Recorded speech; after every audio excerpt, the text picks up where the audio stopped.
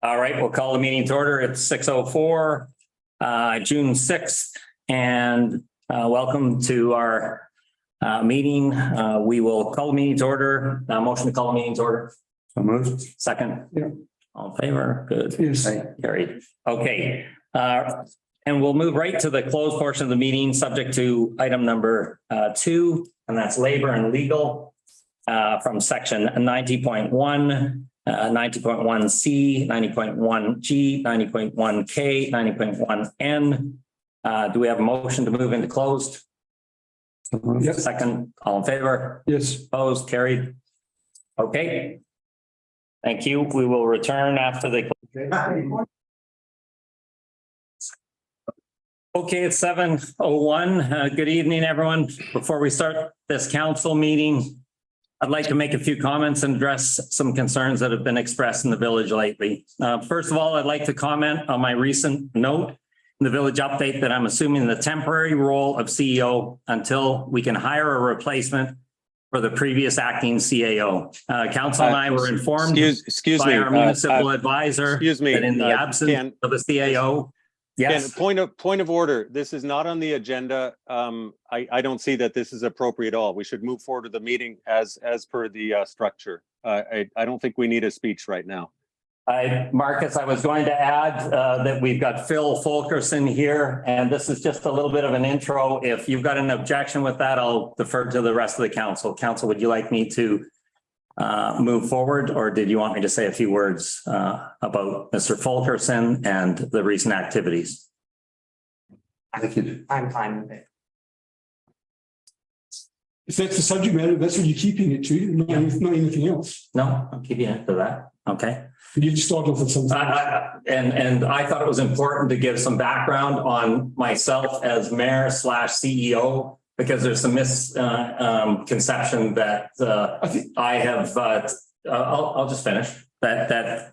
This was a role that I orchestrated. So I just want everyone to know that council and I were informed by our municipal advisors that in the absence Point of of the order, CAO. point of order. Yes, that's what we are okay with it.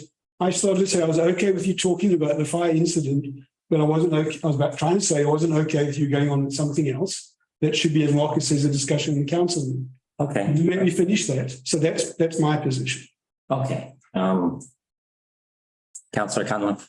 I think under mayor's report, we could touch upon the CEO position and perhaps ask Deanna to weigh in and provide clarification as per legislation and how that actually works. Okay. I thought this might answer a few questions before we got going, because there's been a lot of misconception in the village that the mayor actually orchestrated this, and to the contrary, the municipal advisors advised me. So, but that's fine. We can wait until the mayor's report, and then we can call. And then ask Deanna to weigh in Okay. to make things. All right. And Mr. Fulkerson, what we'll do with that is, why don't we, during the agenda, we'll pencil him in, and maybe he can speak at the beginning, maybe after the questions, the Q&A. How would that be? That would be, yeah. Okay. Thank you, Mr. Fulkerson. Okay, with that, we'll get the meeting underway. I call a motion to call a meeting to order. This is June 6th.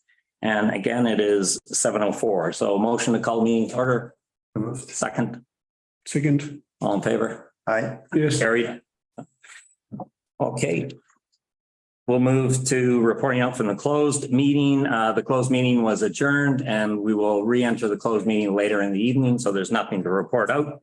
The adoption of the agenda, if I may, I would add Phil Fulkerson to the agenda to report on the forest fire to the south of the village. Could that go as 6B after delegation? Yes, I'm fine with that. Other councillors? Is that okay? Sure. Yeah. Okay. Okay. Any other additions to the agenda?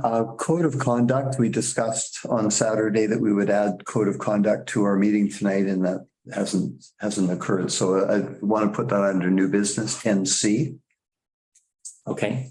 Is that a matter for open or for closed? Open. I think that's open. Basically, the acceptance of the code of conduct, which is normally done at the beginning of the term. And as we reported out yesterday, that was part of our governance meeting. So, yeah. Follow up from our governance meeting. So we don't have the code of conduct on us in this agenda package. That's why we're adding it. So someone's brought it on table. We have a code of conduct to look at. Councillor Broughton. We have a, let's discuss it in under that section. Yeah.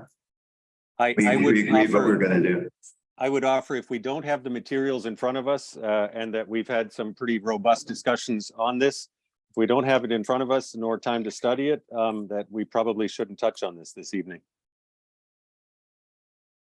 I think we could discuss our discussion that we had about it during the governance session because the public wasn't privy to that. So our intentions of moving forward, and then we could put it on the agenda and have it here physically for next meeting. Yeah. That sounds good. Rather than begin the discussion at a subsequent meeting, I think we need to get Okay. as long as we agreed that we would. Yeah. I just want to be looking at it when we decide. Yeah, it's totally. Yeah, absolutely. Councillor Broughton, where did you want that? So I think we started, I mean, we could talk about, but then just to do it. Okay. Council, 10C, if that would work. Under council, But C3, C3. Yeah. code of conduct discussion. Okay, any other additions? No, with that motion to adopt the agenda. Second, all in favor? yes. Opposed, carried. Okay, with that, we'll move right to public participation. Anyone in the gallery like to get up and, I'll give you the list, Nick. I'll give you the list. oh, We have two hands. And two hands on the screen. okay, we'll go with, we've got 5 in the gallery and 2 on screen. So we'll go 2 minutes each, and first up is Brian Ulrich.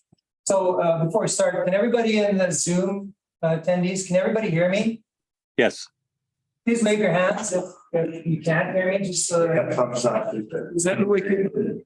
Not there. everybody see me. We will see you. I'll move the microphone a little closer. Okay. Waving and giving thumbs up. Okay.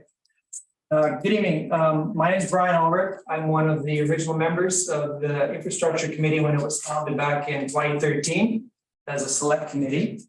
And according to the announcement yesterday, I've apparently been appointed to a position on the new committee in some capacity in an expert working group, whatever that is. I highly resent having to find this out from a fellow villager who read the update before I did, meaning that the public knew about this appointment before I did. And I didn't agree with it. Mr. Mayor, we met with you previously or recently to advise on how to structure this infrastructure committee so that it works properly without some of the pitfalls that made it dysfunctional in the last couple of years. The main recommendation being that it not be a select committee with equal numbers of council members and resident members. We demonstrated in spades that doesn't work and it's a waste of our time. But you said you would begin to listen that night. Obviously you did. You've gone ahead and did exactly what we recommended against. And my knowledge, there was no discussion of this in council, much less discussion about these expert knowledge committees, what they are, how they work, how they're supposed to function. You did not consult me to ask if I wanted to be on this committee or agree to be on this committee. And you certainly didn't ask my consent to publish my name in a highly public document that implies that I did agree to this position and worse, agreed to the terms of reference that are published there. The IC used to be a highly effective non-political body with a long-term strategic focus, but it isn't anymore. So I refuse to be part of this. I do not agree to be on this committee. You see in each of your village updates that we should treat each other with respect. I'm saying to this forum that all the long-time years that I've volunteered in this village, I've never experienced such insults and disrespect as I have in the last couple of days. And I didn't do and I didn't do a damn thing to deserve it. You owe me an apology, and I want a public apology in writing. Okay, I'll answer that right now. I've got notes from the meeting that we met. I took the time out of my day and family's time to meet with you, Brian, and others. And I incorporated those comments and suggestions into this standing committee. What I did not do was make it a select committee. And the reason behind that is standing committees are for long-term items such as infrastructure and grants. And our provincial advisors gave specific direction that they should be standing committees. And I'll just read you what I was going to read at the beginning of the meeting, okay? Which I said I would wait, but this is pertinent. In regard to the issue of appointment of standing committees, there seems to be a misconception that a standing committee is not answerable to the council. This is incorrect. Based on the community charter legislation and advice from our community advisors, I have appointed several standing committees. These committees have no more power nor any less power of select committees. You will see in my appointments that I listed to the concerns of the public and my council, the appointees are fair, neutral, and transparent. And you were penciled in under a working committee. And if you choose not to be part of that, Ryan, I think it will be a loss to the village, but we have 10 resident volunteers. Through the chair. And these are 10 new ones. Okay. Yes. This is a matter on the agenda later. We try to ask you not to do that. Okay. Public participation, people get to speak for 2 minutes and you've just gone into what you plan to do anyway, and it's later in the agenda. And I don't agree with everything you said. And now I'm forced to start putting the other counter argument in the middle of public participation. Okay. Next question, please. And can you follow process and do what everyone else to do? Okay, my name is Tony Gravel. I'm a previous member of the Infrastructure Committee meeting. I was at that meeting, Ken. You are misrepresenting us. I agree 100% with what Brian said. You have misrepresented Brian's and my position in public, in writing, in a public forum without our permission. We expect an apology. That is wrong. It's plain and simple wrong. You've misrepresented what happened in this meeting now. Now to get to my point. We were made it very clear we wanted an apolitical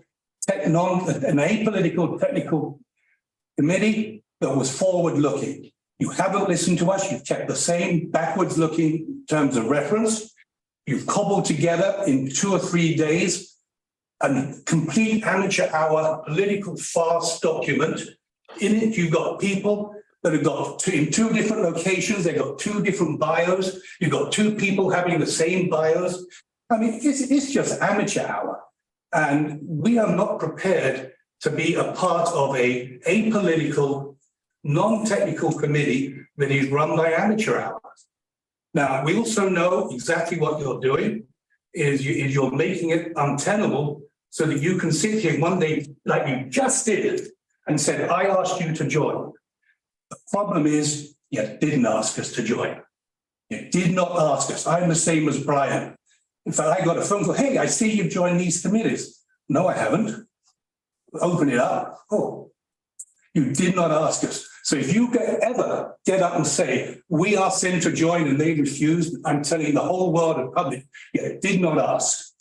And had you asked us on those conditions, we would have said no, because what you have done is backward-looking, non-technical, and totally political. And Randy, if you're up there, I would suggest that you recommend that when something in writing, when private citizens are misrepresented in writing in a public forum and they ask for an apology, I suggest you recommend that they do just that. Thank you. Okay, I did incorporate all of your suggestions other than the ultimatum that it be a select committee. No, you didn't. And I also. Ken, point of order, Also- point of order. He's lying. Let him finish. You had your time, now let him finish. Ken, I point of also order. You are consulted- again. I you are also again consulted speech making our- and continuing on. Provincial advisors, please mute him. Order, please. I also consented, Please or mute Ken. You're consulted- speech making again. I also consulted our provincial advisors who actually revised the terms of reference. And that terms of reference comes directly from our advisors who said the infrastructure committee and the grants committee should be a standing committee. So Tony, with all due respect, you've been There's no a respect big you've been a big contributor to this community. I have even put Councillor Abbott as the lead on this committee to be conciliatory because I am thinking of the community's best interest here. And Councillor Abbott, okay, whether he accepts it or not, that's up to him. Can I answer that? Sorry, I want to answer that. We are not sitting here, to a certain extent, we're sitting here arguing whether it should be select or standing, but you're missing the point. The point is the terms of reference that are all backwards looking. That is the issue. I didn't say standing or select. I said backwards looking terms of reference, the duties. We sat down and told you in this public forum that it should be forward looking. We sat down in the meeting we had here 10 days, told you it should be forward looking. You said you would listen. You put out exactly the same terms of reference that were backwards looking without a change. That's what I'm talking about. I'm not talking about whether your advisors told you to be select or standing. I'm sure your advisors didn't tell you about the nuts and bolts. So you've got it wrong. Okay, so I'll respond to that very brief and then we'll Point move of to the next. order. Point So, of order again. The Ken, advisors revised the Point of terms of order. reference, Point Tony, of and the order. terms of Point reference of are order. fluid. Point of order. Ken. Okay, next if you question, are going please. to, if point of order, I would like to speak to this. Ken, if you are going to respond to these comments, then you should allow other members Next of council to question, respond please. as well, or Can I you don't interject for respond. just 1 moment? Mark, Yes. may I believe that the discussion was that public participation is to hear what the public has to say. We do not need to respond at this time at all. And I think that we're going down a slippery slope. Which happened in the last term. All right, I'll defer to our advisors, Randy and Deanna. The Q&A, should we allow 2 minutes and with no response? Is that what you're How suggesting? about or an endorsing? equitable response? Chair, Excuse me, Marcus, I'm asking our provincial advisors. that wasn't the question. The question was, we got it on the agenda later. They are here. We can talk to our provincial advisors. You're either going to open the debate now and let us all join the debate or hold it to when it's on the agenda. I think that's So fair. have a different set of rules for you. I think that's fair. In the past, it's been responses, and I think if we want to do that, That was a slippery slope then. Yeah. And I think it still is today. So Councillor Cunliffe, I'll take your suggestions. take the public participation and move on to the delegation. Thank you very much. Okay, next on the list, we've gone through Tony, Greg, Weary, please. I have a question for council. Pretty simple, straightforward, I think. It's about speed and noise on the highway. As many of you will recall, there was a committee, a highway Lions Bay committee to work with the chief designers of the highway. And there was a considerable effort putting into calming the traffic. Well, that doesn't seem to have worked all that well for 2 reasons. I'm told by people that drive it often that it's quite exciting to drive through the village because it's twisty and the walls reverberate and so on and so forth. So you can have a lot of fun on your bike or your sports car or whatever. There was an accident a couple of years ago where somebody killed himself down near the pit. And I attended a meeting, one of the few I attended in the past, where the parents of the individual petitioned to have the calming stuff removed. And I guess I don't recall exactly, but there was a tree median, I think, and it was replaced by concrete barriers. I think it's only a matter of time that until we have a similar kind of issue, an accident, and heaven forbid another fatality. And I'm wondering if I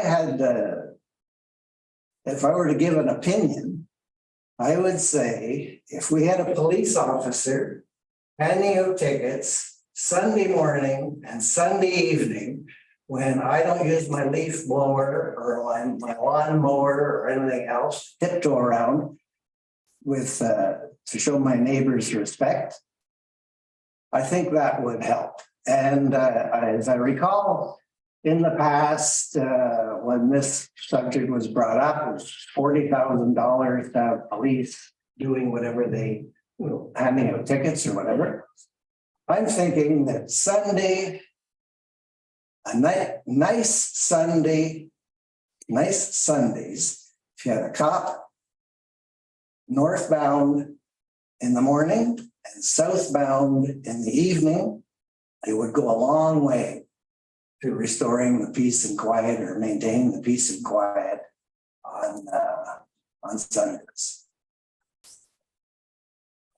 All right. Is that there? My question is, can council work with MOT and or the police to come up with a cost-effective solution to the speeding and the noise on Sundays? The rest of the time, we're all busy doing whatever we're doing and making noise ourselves. So I think it's just, that would be a cost effective. Thanks for the opportunity. Greg Weary, Panorama Road, Lions Bay. Thank you very much. Thank you, Greg. Okay, next, Tanya Cosgrave. Tanya Cosgrave, 440 Bayview Road. So first of all, I'd like to have a huge shout out to our firefighters who were tremendous the other day. Any council, mayor that went down to check out the situation, thank you for that. I can't even begin to tell you how grateful we are that we could have been that close to all of us losing our homes. So incredible gratitude for that. I also want to show my gratitude for Mr. Ron Miller, who's no longer here. I know everybody has got some differing opinions about him, but from my position, he did a fantastic short-term job for this village. My favorite thing that he's done is hire local people. We have a fabulous group now that are in the office, and I'm thrilled about that. And I'm happy with the direction that's going. And I love that we've got local people now on board besides just Dave Butler, which was in the previous one. Thank you, Mayor Barry. You are under the gun from a lot of people right now who are what I would call incredibly disrespectful towards you.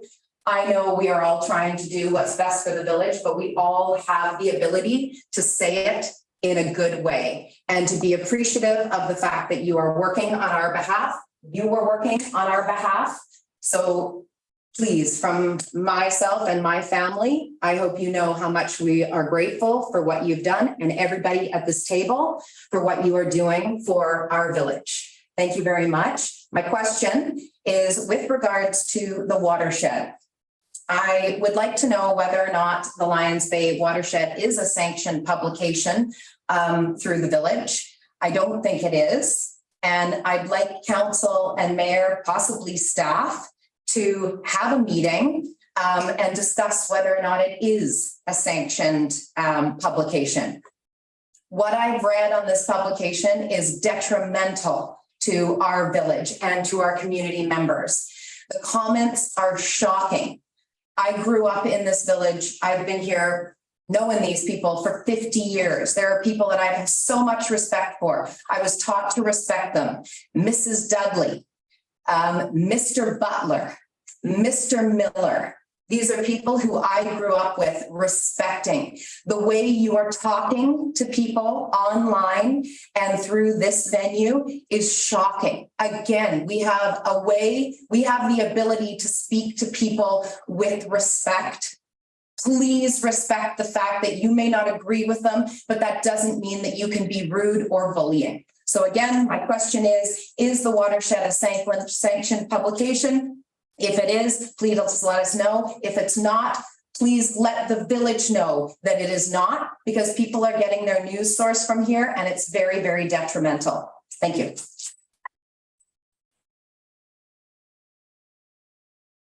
Okay, Cambez.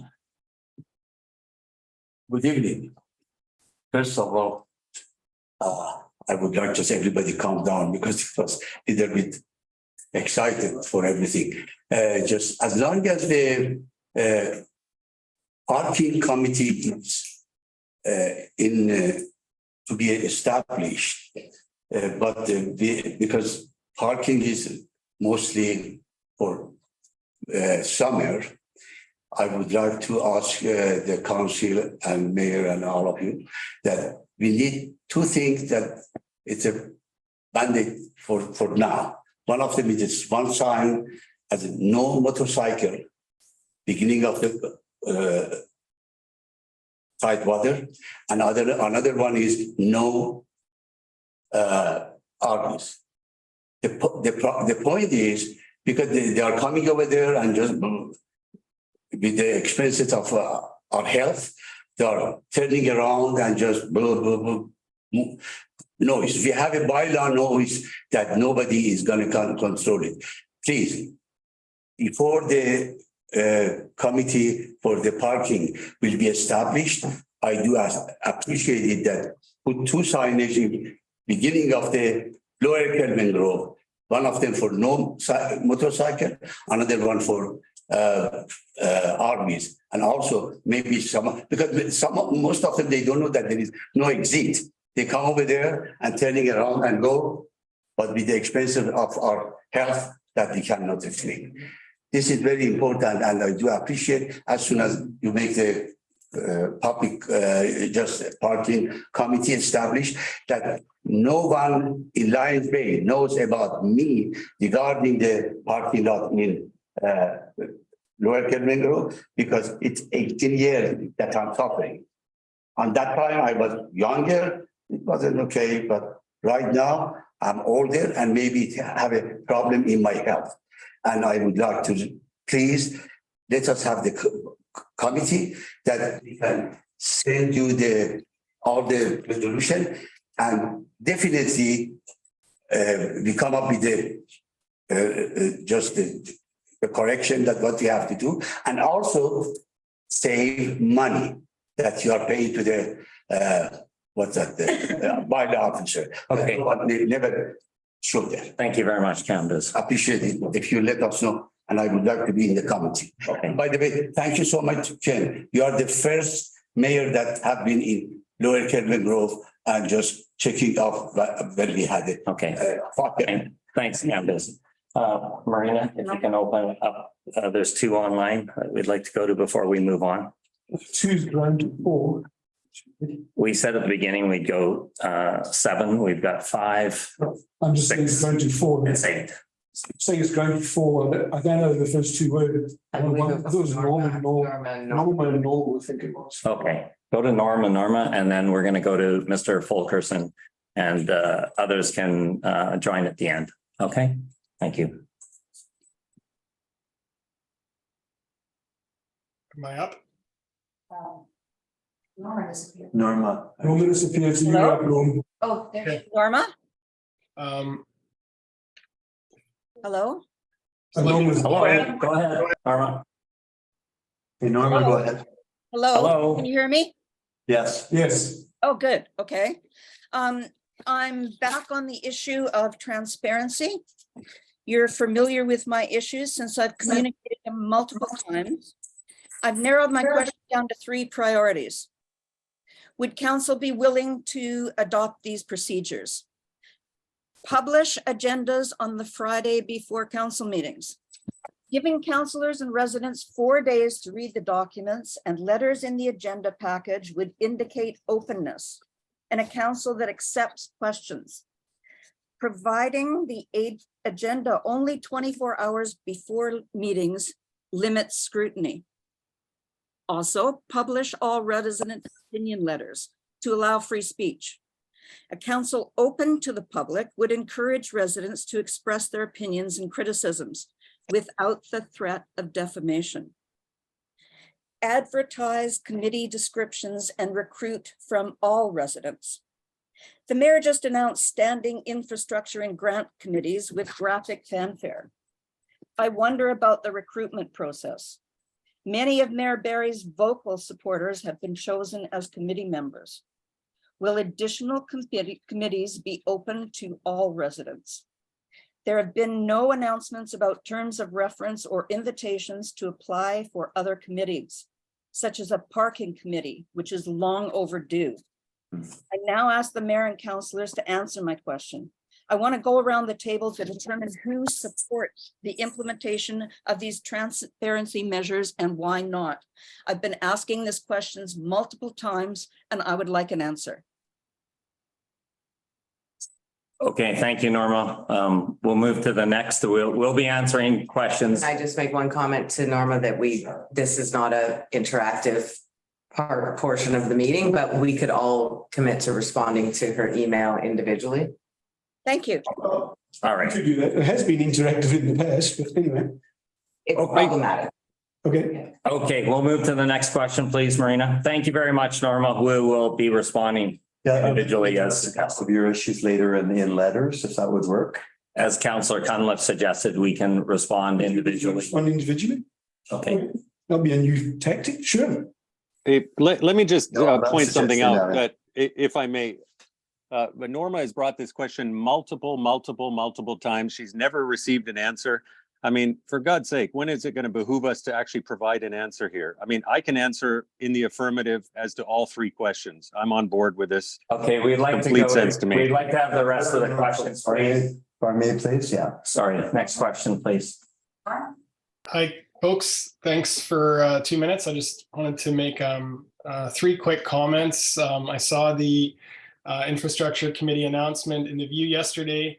I haven't had a ton of time to review it. I wanted to get a little bit closer into the terms of reference, but I just wanted to make one comment, and just so the council is aware that EGBC has introduced some new legislation around what's called PPMP, Professional Practice Management Plan. And it's typically required of anyone practicing engineering, whether voluntary or for pay. So I just wanted to make sure that council has that in the back of their mind when they're developing the terms of reference, just so we're not exposed. Explain the first letters, Norm. Professional practice, professional. No, the previous one. Which one? EGBC. Oh, it's Engineering BC. So they're the jurisdiction having authority over the practice of engineering. No, I understand, but I don't know the. Engineers and geoscientists of BC. Right, thank you. Yeah, and so I just wanted to ensure that council is aware that there are potential liability issues if engineers are practicing outside of that frame of reference. So maybe just tune up the terms of reference either to refer to that or to just be in line with those legislative requirements so we don't expose ourselves. The second comment was select versus standing committee. I mean, I'm obviously biased. I'd like to see a select committee with more technical folk to make it less political and more technically focused body.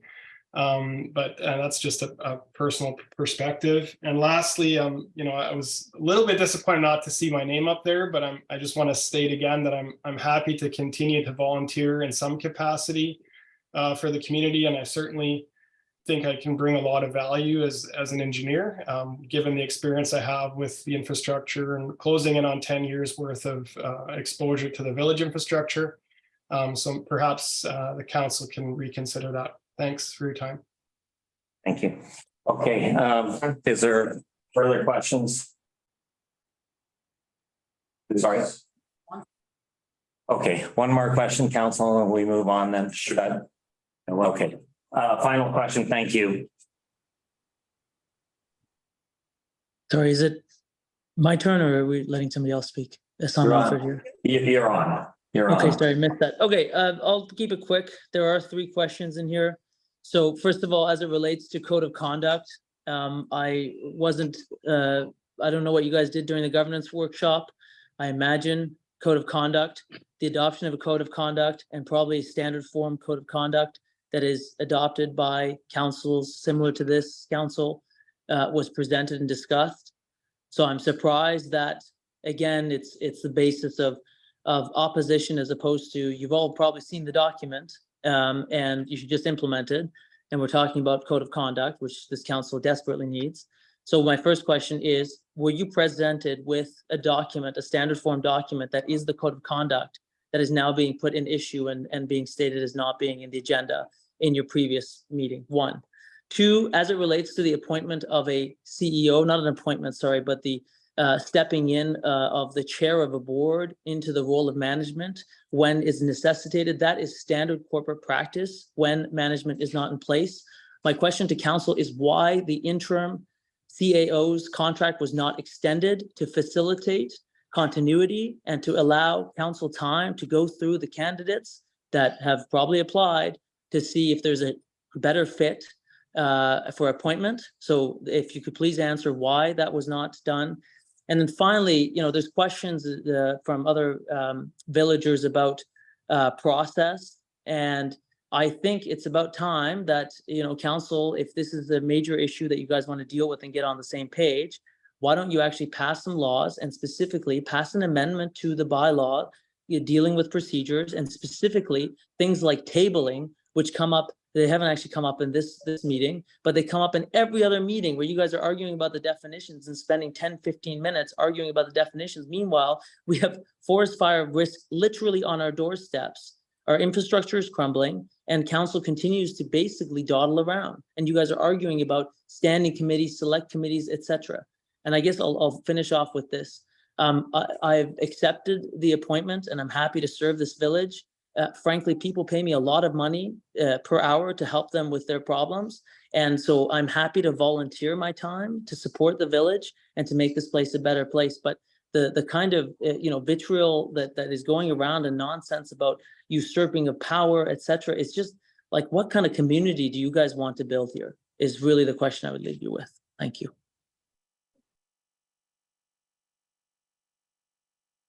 Thank you. And perhaps we can answer that online. We're not answering questions now. So thank you very much. I think the code of conduct discussion will come up later. Yeah. Okay. With that, I'll move to Phil Fulkerson and sorry, Phil. We had the delegation. I'm going to ask you to stand up just for a couple minutes if you're okay. We have Craig Doherty for a delegation here. Apologies. Yeah, no. And then you're up because I think what you've got to say, I think the whole village is very thankful for what you and the volunteer firemen did. And we want to hear, and we don't want that to be rushed. So Craig Doherty, please. Sure, I shouldn't sit behind the fire report. What more onerous and important? Okay, I'll be really quick. Hopefully I've got 10 minutes. It's not going to be way, but I'll try and be a lot faster. Leave some time up for questions. I'm here for my usual request under the noise bylaw to seek an exemption to have live amplified music on the cafe patio. I will read into the record the delegation request form, which any participants online or in person here can read. It's quite simple. Say for this, rather than come back each year, the last occasion I was before this council was on the 15th of June 2021. At that time, council said, look, this is non-contentious. If at any time you don't warrant having that exemption and a complaint comes in, we can reconsider at that time. But what I would ask this time is if you could extend the exemption for the life of this council and then re-enliven it on the next council. If there's anyone that needs me to talk to, anything that I haven't spoken to on previous occasions, I'm here now. Could I just clarify, you're not asking for any change of the annual exemption that you have been receiving. You're asking it to be kind of grandfathered over through the next 3 years. Is that right? 3 summers. Sorry, Councillor, I interrupted you. I apologise. I think the last exemption given was from June 30 to September 30. I'm proposing to have the first, if this exemption is granted by council, the first event on June 24th. So I'm seeking it from June 1st on each year rather than June 30th. And for 4 years, this year included rather than 2. That's the only difference. Okay, we'll take note of that and put it on the agenda, perhaps. I would just recommend that you ask for 3 years because there'll be a new council in 4 years. I thought, councillor, that I actually calculated to September 30, 2026. Will that be before the next election in that year? Well, so this was granted until 2022, but it hasn't been granted for 2023. That's right. So this year? So then 2024, 2025. Sorry, I thought they were 4-year terms. The previous term started in 2022, so this term started in November 2022.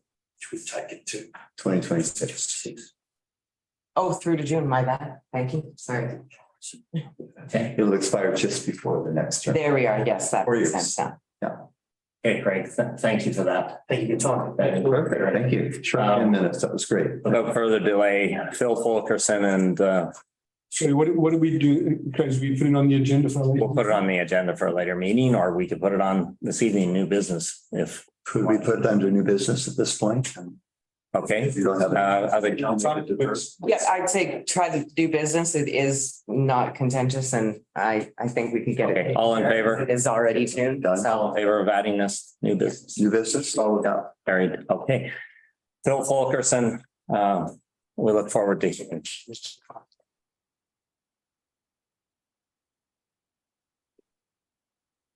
Thanks, guys. So, wow, I probably should have gone before Q&A. I'm here to speak to you about the fire that happened here. What I do love about in this room, everyone all the way around, is the passion. And I know that we are all doing what we feel is right for the village. During an emergency, that was great. And it certainly did on Sunday. I'm here to speak to the people who did respond and give you a little bit of an update. If anybody has any questions, my village email is epc@lionsbay.ca. You can send me an email, just know my position is part-time, so I will respond as quickly as I can to any questions you might have about what we're talking about. So some good news, I just received a text from Metro Vancouver, the BC wildfire declared the fire extinguished as of it was 4 p.m. this afternoon. So it's completely out. They spent a little bit more time than they thought they had to coastal fire to put out the hot spots. They were worried about the hot spots between the rocks.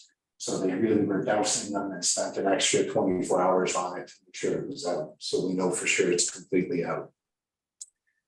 This situation, I was on Google Earth this afternoon, had a look at it. The nearest residence was, I had guessed half a kilometer. It's actually 480 meters away from where the fire was. And that's the nearest resident. And then down on Tidewater was 700 meters. So we were less than 1 kilometer away from the village. What happened during the actual fire, it grew to the size of 100 meters by 40 meters. And had gone up into the canopy and was candling from the treetop to treetop. What made that even more dangerous was the wind had switched and had started blowing to the north, so it was blowing towards the residents.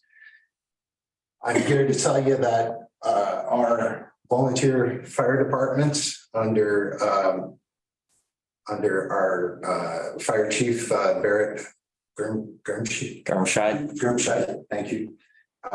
Did an amazing job. I've heard that from everyone.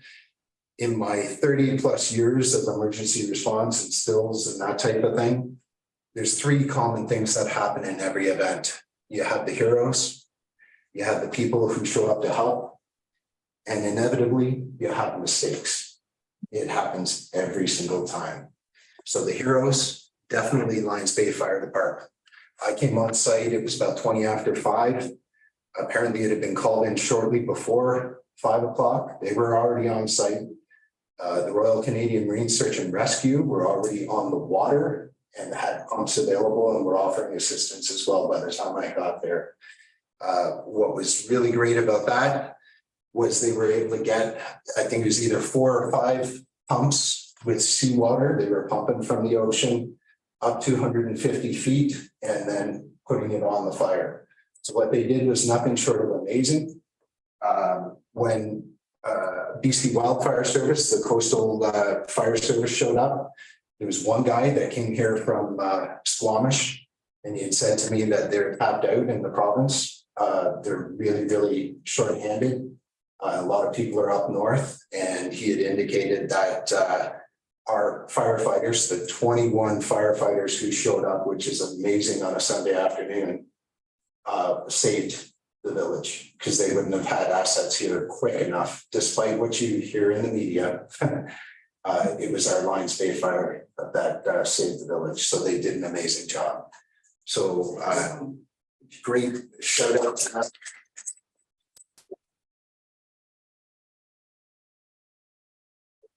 A shout out to another organization I volunteered with, the Royal Canadian Marine Search and Rescue. They were there as well. They were able to add 2 additional pumps way before BC Wildfire Service showed up with their equipment. So they were on site, they manned the pumps while our guys were on the hoses. So it really helped there. So shout out to them and BC Wildfire Service. I'm not trying to diss them. They are tapped out. They're doing the best that they can with what they've got. A good thing that came out of this was interagency communication. We've set up a lot of meetings amongst RCMSAR, the fire department here, coastal fire. We're going to be talking about different ways that we can help each other out in the coming months, which are forecasted to be even worse. So the heroes, those are the heroes, the 3, the people who showed up to help. I've been working over the last year, and I've told council this, that I've put a lot of effort into reaching out to Metro Vancouver and other emergency program coordinators, such as myself. I was really happy to see a gentleman named Brant Arnold Smith. He's a program manager in security for security and emergency management show up. I've seen him on other fires as well. I was kind of surprised to see him here. He showed up.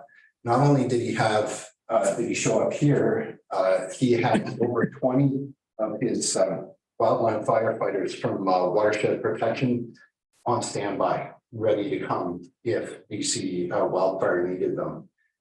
We've been able to secure, now their jurisdiction comes right up to the village, but we've been able to secure verbal as well as written agreement from Brant that if we needed it, he would show up if the village aligns that he needs it. So that time and effort with those meetings, my volunteering with his committees that he's on has really paid off. And I feel it's really going to help the village in the future. Sorry, this is taking a little bit longer than I thought. So the people who showed up to help, Metro Vancouver, all the people on standby, 20 firefighters, trained firefighters, Mary Brown, Director of Emergency Support Services. I really want to give a shout out to her because we're a small community, limited resources. There's me, there's Mary. And she stepped up and she was behind the scenes while I was down there trying to figure out what was going on and what we needed to do. Mary was on the phone with the province, setting that all up, briefing them. She came and set up an information here in Broken Hall as well too. So she's integral to any sort of response that we have. So that was great. Mayor Canberry, all politics aside, guys, like I've never had a mayor come down to a response anywhere in any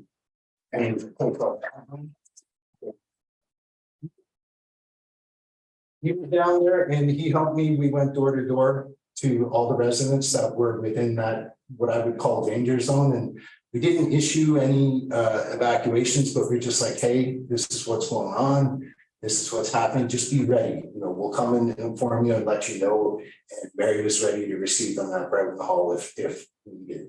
So Ken, thank you. That was great. Fred Bain, former counselor. Fred, thank you for showing up. He was there. He's volunteered to help me out as a deputy director of the Emergency Operations Center when we opened it up. It never got that far, but Fred, I saw you there. Thank you. We just didn't get to the point where we actually had to get you doing something, but thank you for showing up. Councillor Jamie Cunliffe, thank you. I saw you there as well too. You were down there ready to help. Again, some of the takeaways, I wasn't ready for this many people to show up to help. In retrospect, there was things that we could have had you doing, and that's one of the takeaways. But thank you, Councillor Broughton. Thank you for being available on the phone as well. And Councillor Abbott, you and I were also texting back and forth too. So I really appreciate you guys showing up in there. Just a few more things. I got a few thoughts. My first thought was that there's a lot of assets available to help us in our time in the meeting. I've spent a lot of time trying to tap into those. I found out on Sunday there's even more. So I'll be spending some time reaching out to these different associations to try and build that connection. We've also spoken to the Marine Search and Rescue and Metro Vancouver and Lions Bay Fire about doing some joint training together as well. So that's only going to help the village as well. Communications need work. Remember, I kind of jumped the mistakes there. Mistakes, communications.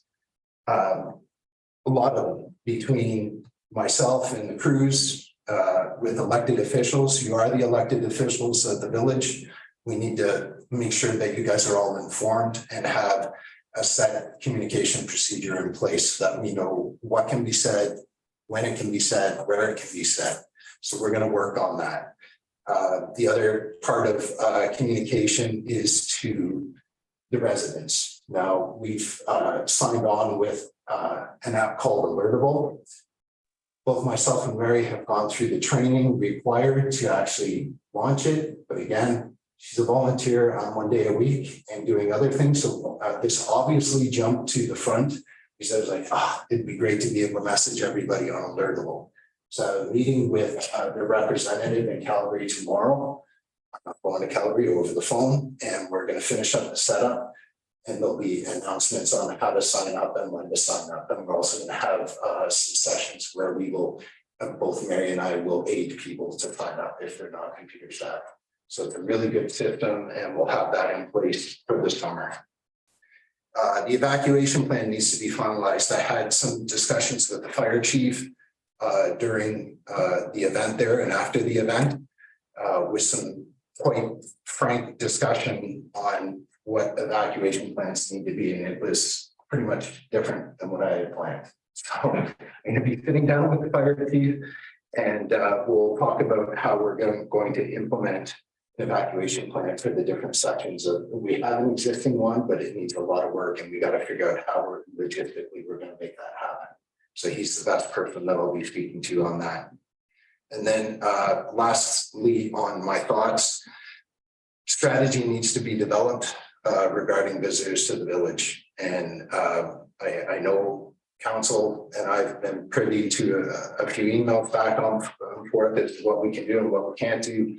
I don't know, that's outside of my experience, but I think, these were visitors to the cliff jumps. We've had our ground SAR mentioned to us multiple times that they've seen evidence of fires up above the village. So I don't know what we can do, but as a council, we need to address that and try and do something. I've discussed it with the manager from Metro Vancouver, what they do, and we're going to have further meetings on what they do for their watershed and watershed protection. And I'll also reach out to their wildfire people as well too, and try and give you guys some direction as to what Metro Vancouver does. So is that next steps? I'm almost done, guys. Sorry. Next step. I have to do an after action report. So this is just, what happened, how did we respond, who's involved. The province through emergency management and climate readiness, EMCR, has requested the update by the end of this week. So I'll provide that. Yeah, he was being nice. Usually it goes in quicker. So I'll provide him with that. And part of that after action report is interviews with the people who were involved, right? So I'll speak to the fire chief, RCMSAR, Coastal Fire, Metro Vancouver, mayor, And I think there was a couple others I had on the list there. So I will present a copy of that report to council as well too, so it goes on the record.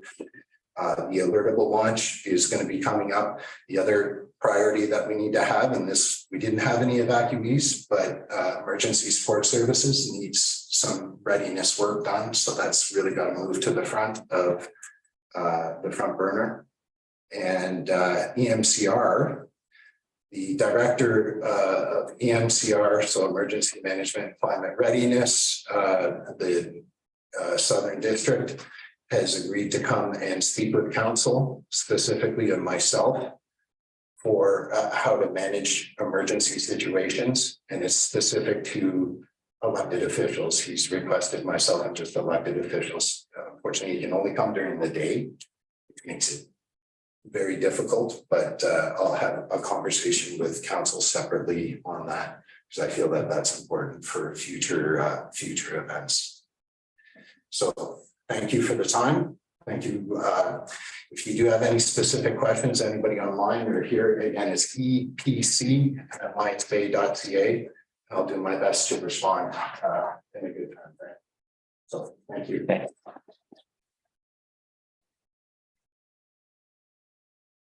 One last bit of good news. They just announced a fire ban starting Thursday, June 8th.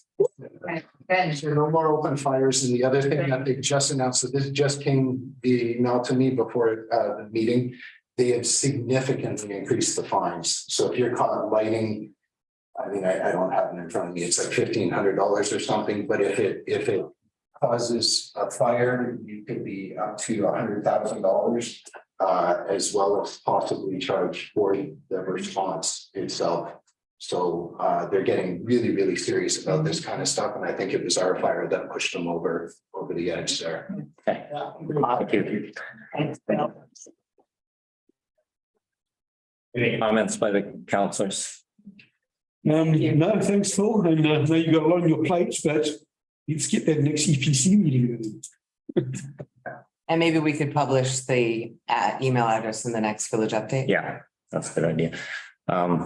I just have to say how impressed I was when I was down there that when the GBRD or the Metro fellow arrived, basically got out of his van and or car and said, you know, identified himself. What can I do to help? Yeah. Just, and you know, and that was the message over and over and over again. And it was so impressive to see and to see the cooperation and the positiveness was really exciting. So, Councillor Reuter, any comment? Phil, thank you for what you did. Appreciate it. I think this is a lesson for all of us that while we were sitting, getting schooled in a governance seminar, which we likely shouldn't be, we should do better than this, that you guys were out there rocking it and getting things done. So that is truly the spirit of volunteerism, and thank you for doing that. Phil, I'll just add, thank you very much for everything that you and Mary did in leading the way, as well as Barrett Germerscheid and the 21 firefighters that were there. After witnessing that, I just think the village is very, very lucky. And I think that the guys did an amazing job. As they reported, they were probably within about 10 minutes once those flames were candling on treetops to getting out of control. So thank you very much. And I agree, there's a lot to learn and a lot to study as we move forward. So I look forward, as the other councillors do, to getting together with you and the emergency response group. So thank you. Okay, with that, we'll move on to item number 7, review and approval of the minutes. Do I have a motion to approve the May 16 minutes? Second. Discussion or edits? I just have one edit under number 3, the code of conduct signing ceremony, that I did not actually sign the code of conduct at my swearing in. It said that I signed it, so. Okay. Just to reflect that. Outside of that, you signed the code of ethics or the oath of office. oath of office. Yeah. Okay. Going to acknowledge your official. Thank you for that, Councillor Kelly. Any other edits, comments? I don't think I had. Yeah, I had page 10. Top of the page, 13 says that the purchasing and procurement policy be revised and updated to increase the maximum values. It had the values of the GLAs. It was not the issue that was missing. It was the green lens that we wanted added. That was the part that was missing. So it's probably not a true reflection of what was missing. Maybe we could just change that purchasing and procurement policy. We'll send back to staff to include The recommendation. recommendations of the Climate Action Committee. Climate Action Committee, yeah. Yeah. Okay, perfect. Okay, Councillor Reuter, any edits, changes?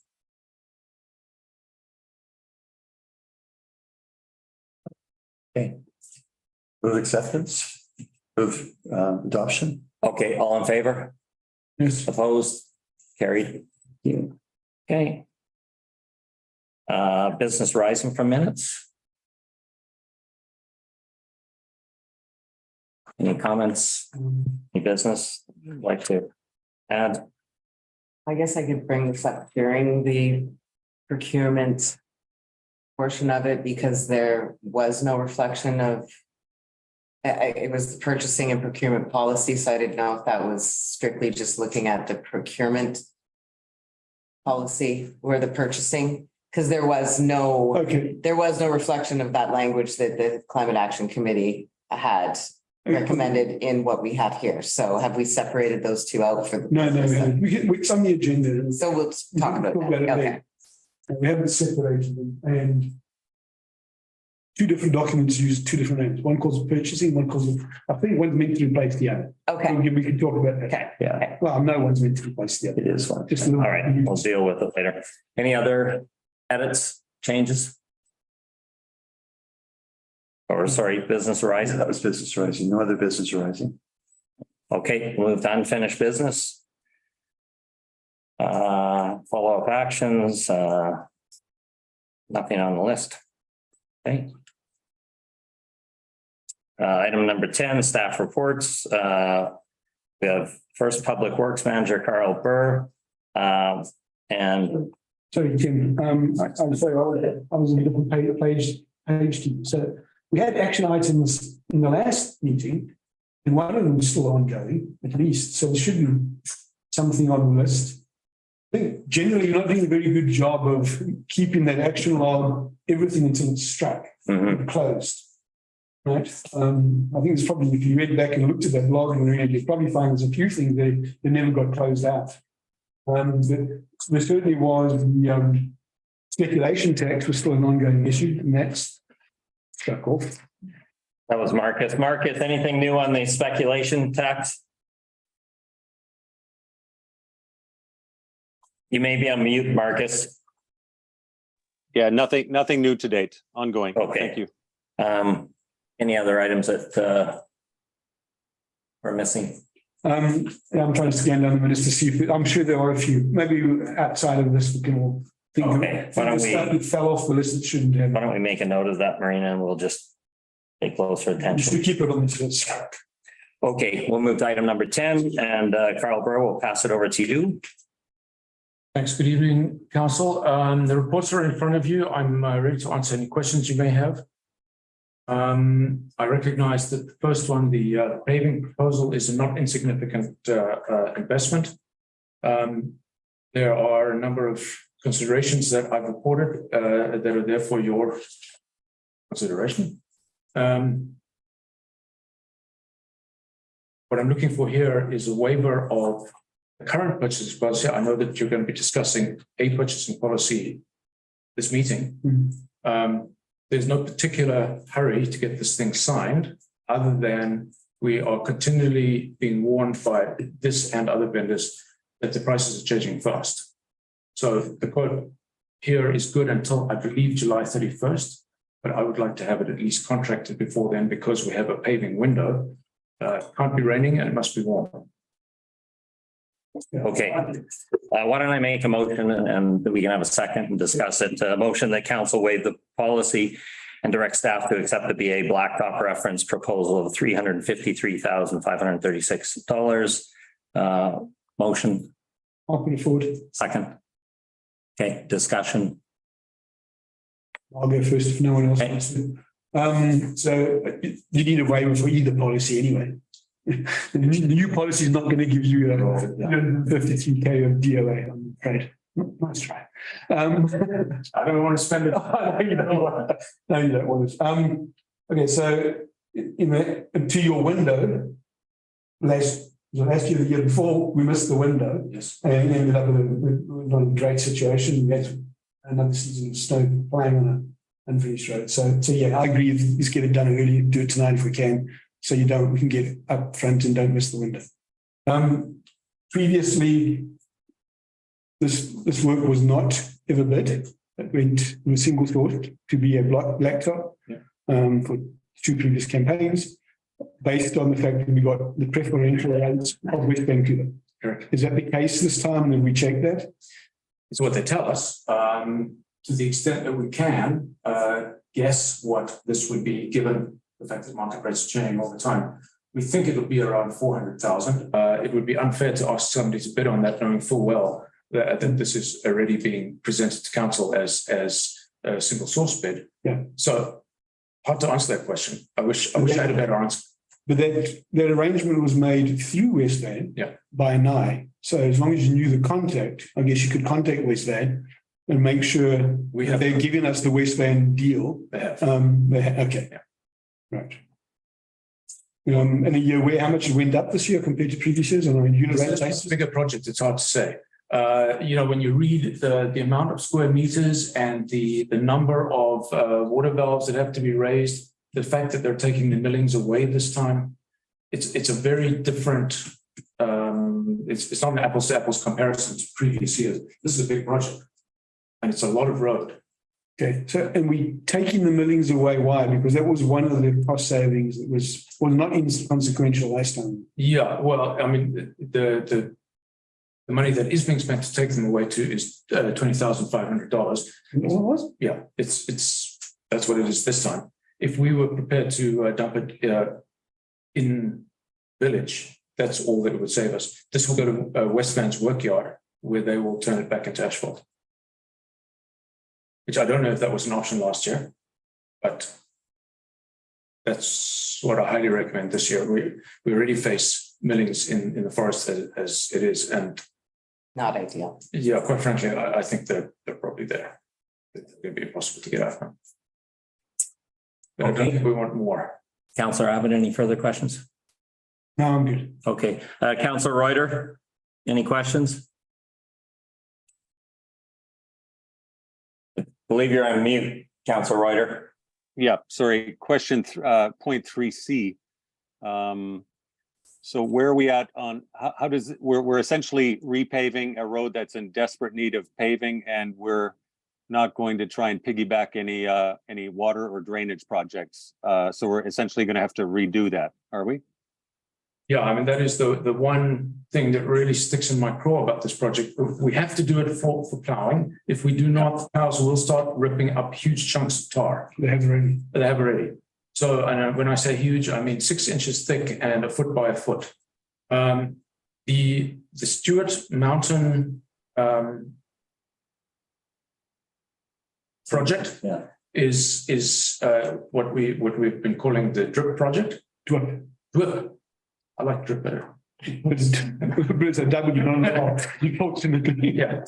So that last time that was scoped, which was 4 years ago, it was $3.7 million.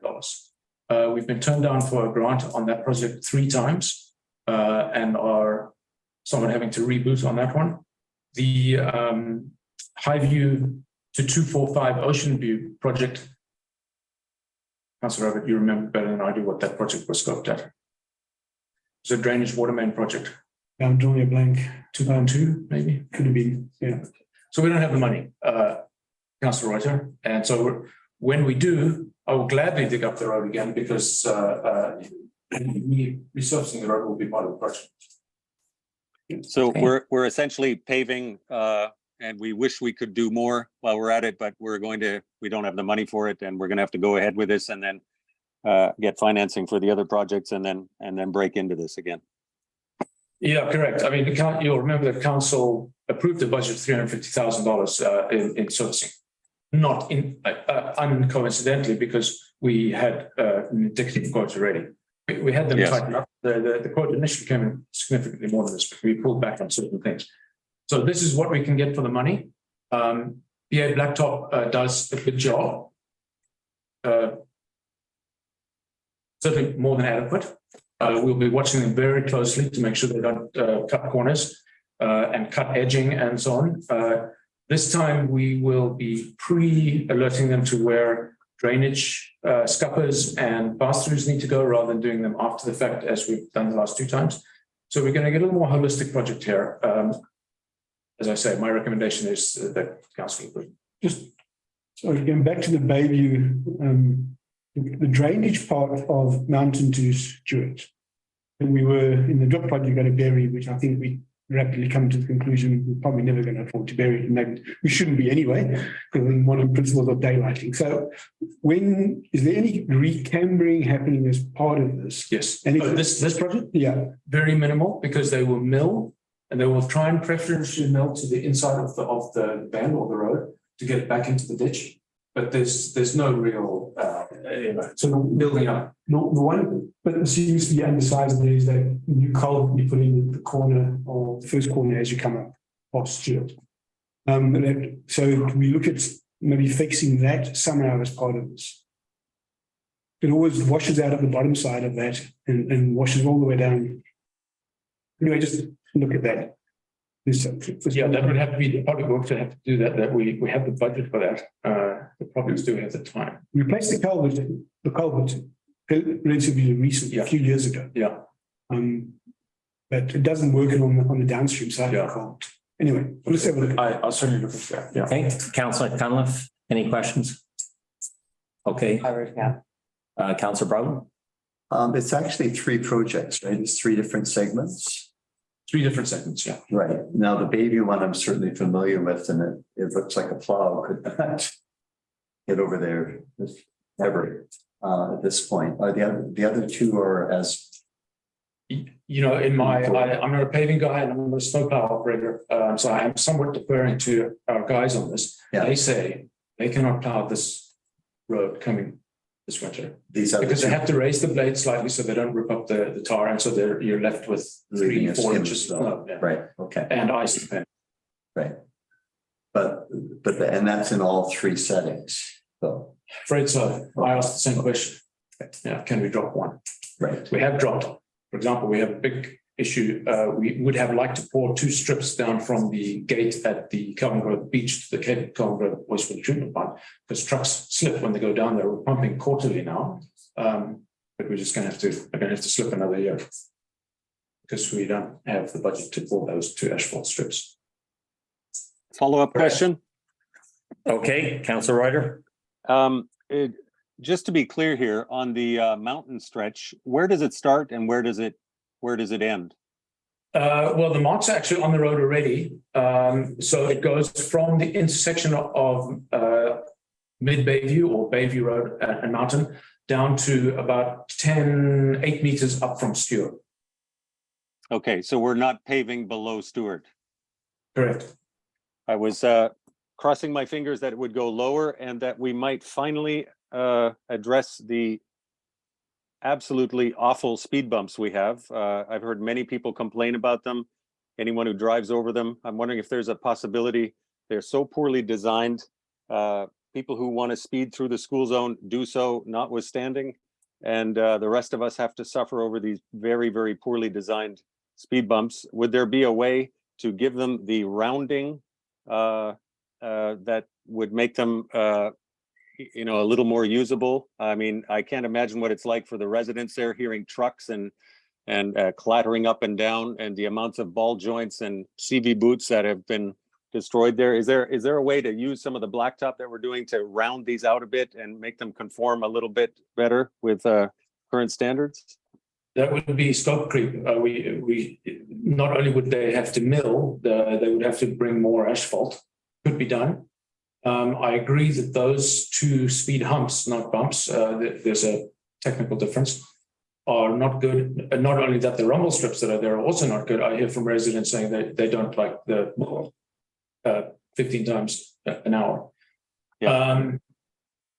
What I can do is ask what that would cost more. It wouldn't be much. I would speculate it'd be 5,000 maybe to redo those. It's a different kind of asphalt. Let me ask. I think that a secondary project, seeing as they're here with, they'll be bringing a full surfacer. They'll be bringing a heating plant. It's a big project. Yeah, Okay. I mean, yeah, I think that would be very worthwhile looking into. It's a very poorly designed area, causes a lot of noise, a lot of damage. People who want to speed through there anyway. Okay. I mean, I'll report to that. I report to council on that separately as an adjunct project, because it'd be the same people, obviously, but it would be a separate project. Okay. be nice to work it in. Folks, we're going to move along. I'll just provide a comment, then we'll go around the room one more time. I think Councillor Reuter's gone twice. My only comments would be the dumping of the shavings. Definitely don't want them dumped in the village. That was my concern, was dumping in the pit, and also the spreading up the logging road behind the pit, the trail that goes up to Harrison. To me, that's just environmentally not cool, because it's loose material, and I'm sure with the rain and that, it's going into the forest. So I'm happy to hear that it's not going to be dumped in the village. Second is, should we be running a competitive program on this bid, or what's your reason for moving on this? It's French pricing. As I said, I don't know what a competitive bid would come in at, but I have some confidence it's significantly lower, because it's West Van pricing. It's, we're getting West Van volume pricing for our.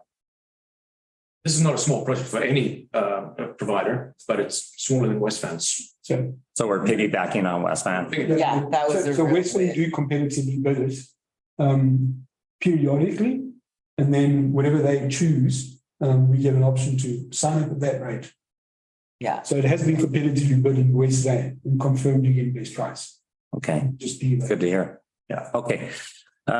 Any other comments or questions, Councillor Abbott, before we call the question? No, I think I've spoken to us. Okay, Councillor Brown, anything good? Okay, I'll call the question. All in favor? Yes. Opposed? Motion carried. Okay, thank you. My next report is another recommendation. Again, I'm happy and ready to answer questions.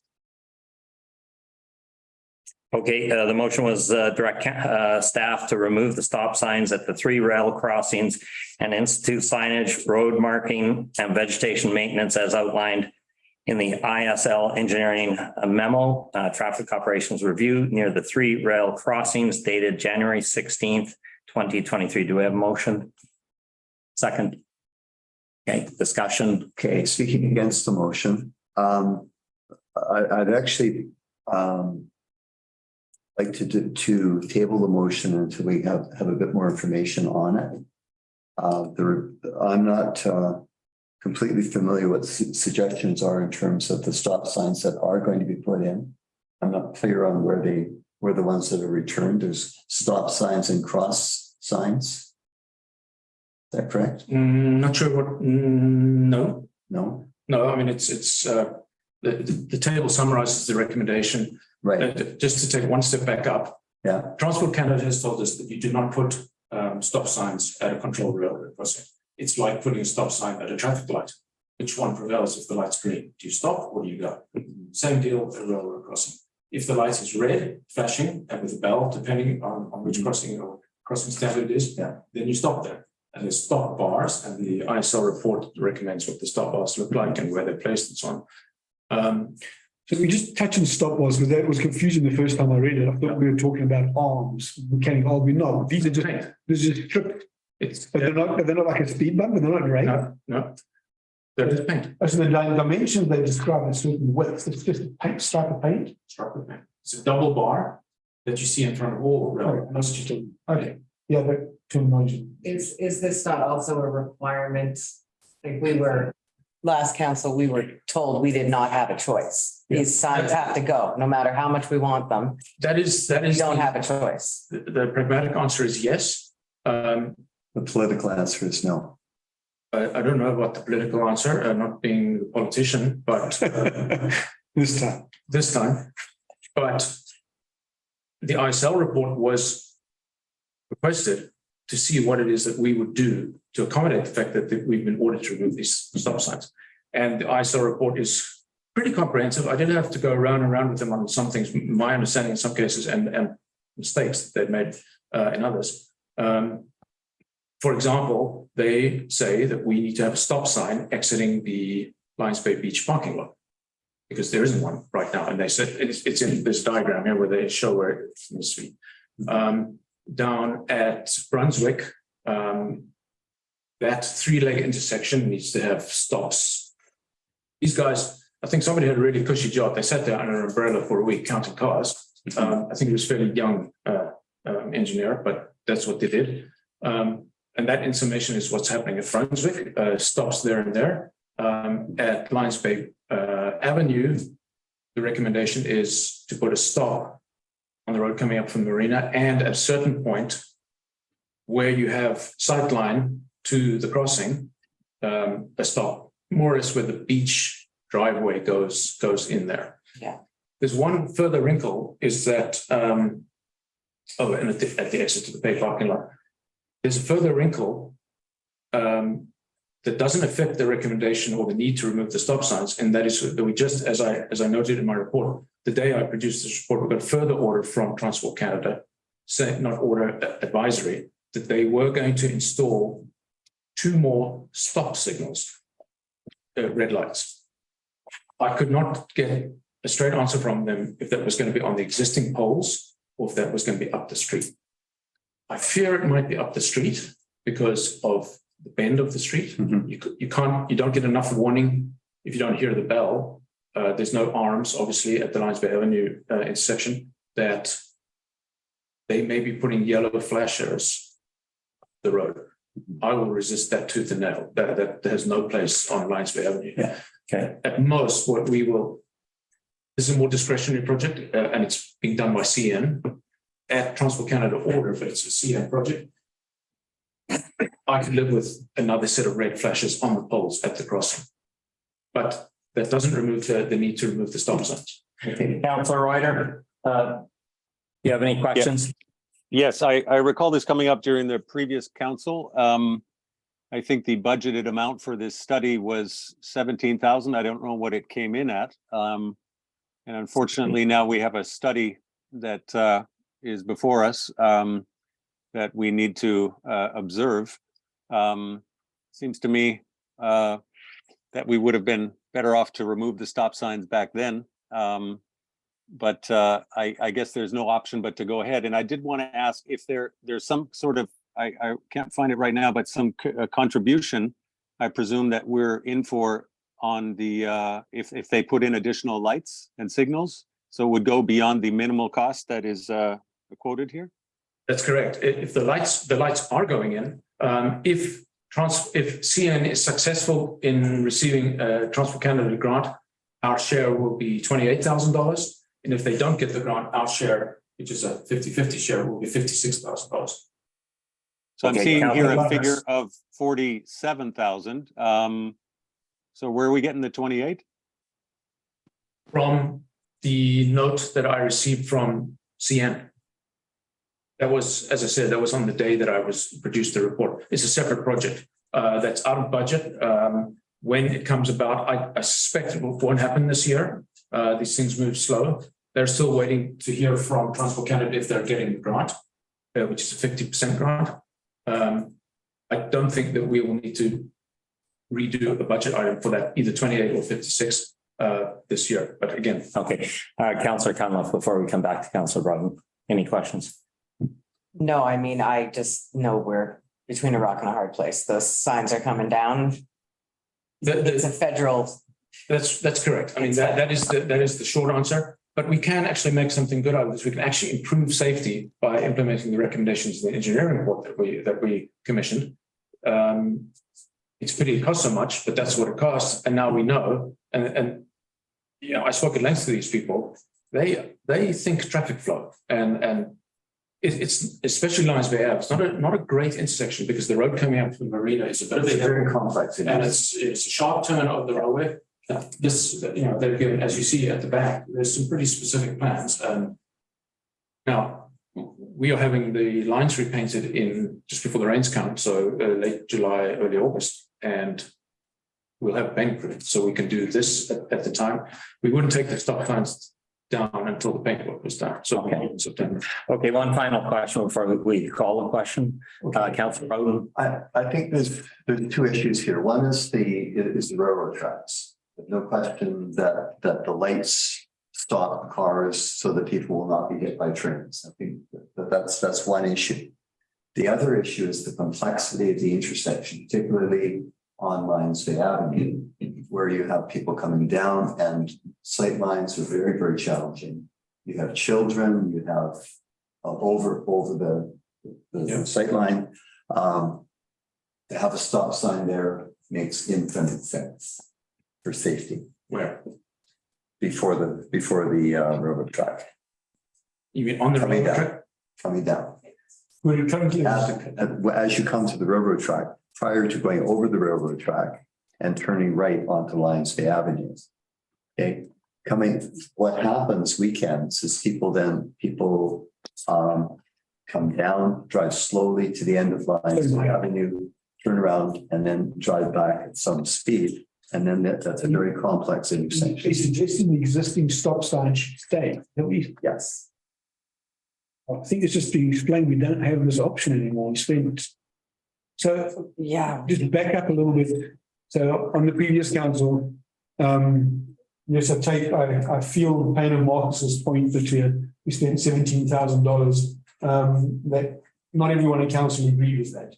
But we agreed we need to do something about Lions Bay Avenue. And I think, and the other one, we should have just taken the damn stop signs. We could have worked that out ourselves. We didn't spend 10 grand on that, in my opinion. But anyway, the Lions Bay Avenue was a contingent one, and then we ended up having to doing all three. So ISL have submitted this report called to CN, and CN accepted this. No, it's for us. CN, it's not CN, it's Transport Canada. Sorry, Transport Canada. Transport Canada wants the sign. Excuse me, Tony. Sorry, we've got discussion going on. Oh, just clarification on the stop sign. Okay. Sorry. Thank you. But Cole, so the suggestion was last time is why don't we just spend $70,000? Why don't we just move the stop sign up the street, which is effectively what we've been told to do. Yeah. Right. So we paid $17,000 for common sense. Okay. But at least we have. But I also got told at that time that we had to get an engineer to do this because it had to be, whatever we decided to do needed to be accepted. I thought we're doing something to comply with Transport Canada's requests. I know that, and I pull that out in my report. There's no suggestion in the report that it's done to satisfy any Transport Canada requirement. It was because we requested it. I will run this by Transport Canada to tell them that we're doing it. But as far as I'm concerned, I need council's yay or nay on implementing this report. Carl, you had mentioned before, correct me if I'm wrong, the stop sign gets removed, but is there further stop signs to be put in then on Lions Bay and towards the marina? Yes. So there's a map here. It's on page 31 of the council package. That's what I'm not understanding, and that's what I would like to defer this discussion rather than have revisit this at the next meeting. Simply, is what I think we can we understand it now quickly. Yeah, we should wrap this up. I think we have a recommendation. We spent $17,000. The signs are coming out, whether we wanted it, we could chain ourselves to them. Those stop signs are coming out. That has been made abundantly clear to us. We could chain ourselves to them and they are still going to outweigh us. They're going to wait us out until they can take the signs down. Okay. Any further comments? I'm asking council to defer the confirming of this for until the next meeting. And Okay, do we have a motion to defer this? I'd like to. Second, Yeah, second. okay. I just had a quick question for Carl on that. Is there a hard deadline that we have to get these stop signs? Not that I'm aware of, but I am coming into this thing, 3/4 of the way through. So, but as far as I can tell, We've asked, and there's there's no deadline. they're coming out one way or the other. think the So deadline we could is- defer this to the next meeting. There's no further information that I have been able to give. This is a fairly comprehensive report. Yeah. So, Yeah, and I would like some time. well, it's not, it's. Okay, motion's on the table, call a question. All those in favor of deferring? I'm okay with that. I'm opposed. All those in favor of deferring? I'm trying to understand what you're going to achieve between now and the next meeting. We have to come back and revisit this. I think the answer is like right here in front of us. I'm asking for 2 weeks to review the report. And to If find I out could what speak- other if I- possibilities. Could I Okay, speak one to more this? round and then we'll call a question. Yeah. Councillor Yeah. Ryder? Yeah, we essentially had some residents step up who did not want the stop signs removed. The splitting of the baby was that we spent $17,000 on a report. I do believe there Splitting are. any babies. Sorry, if I could finish here. That was what council did back then. Now we have a report and recommendations in front of us. We've been advised of what we must do. I don't see that there's any way around this at this point. It's unfortunate that we had to get an engineering report that cost us this, but now it's in front of us and now we've been advised of what we need to do. I don't think there's any point in delaying. We're not going to get around the stop signs. Probably would have been simpler to remove the stop signs back then and not pay for this report. But here we are. And I think we should just need to tear the Band-Aid off and get this done. Okay, Councillor Ryder? My opinion is, any more discussion of this is just throwing good money after bad. We should have done it the first time and just done it what we. Well, I also just. So I'm ready to call it tonight. We're done with it. I don't want to come back for another meeting. We end up with another recommendation and we end up spending more money discussing this. I don't think we have an option. I think your $17,000 was well enough spent because you can have the confidence that you are implementing best practice. With the high Councillor Broughton. conscience, in my opinion. I actually spoke to previous council on this matter and did not support the spending of the $17,000. But anyway, that was previous. But I am asking for this to be deferred to the next meeting. Okay, Councillor Cunliffe. If Councillor Broughton would like an extra 2 weeks, I don't have an issue with that. I'm All right. well, either way, it's gonna happen one way or the other. I just hope that we don't spend too much time on it then. Exactly. Yeah. Okay. All in favor? Aye. Opposed? Opposed. Okay, motion carried. Table Thank you very much. next meeting. I appreciate that support. Okay, next item is, thank you very much, Carl. Next item is A3, and that is a procurement policy, page 37. Joe Cherkoff, is Joe online? Yeah. Right corner. Okay, Joe, any comments on the procurement policy, page 37?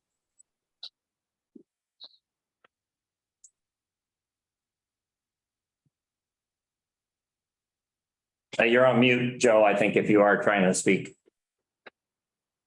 Not on mute. Is that got the wording, the proper wording for green? The green. There's one. Okay, Joe, we can't hear you, so if there was anything that you wanted to add to this, your procurement policy, speak up, please. Okay.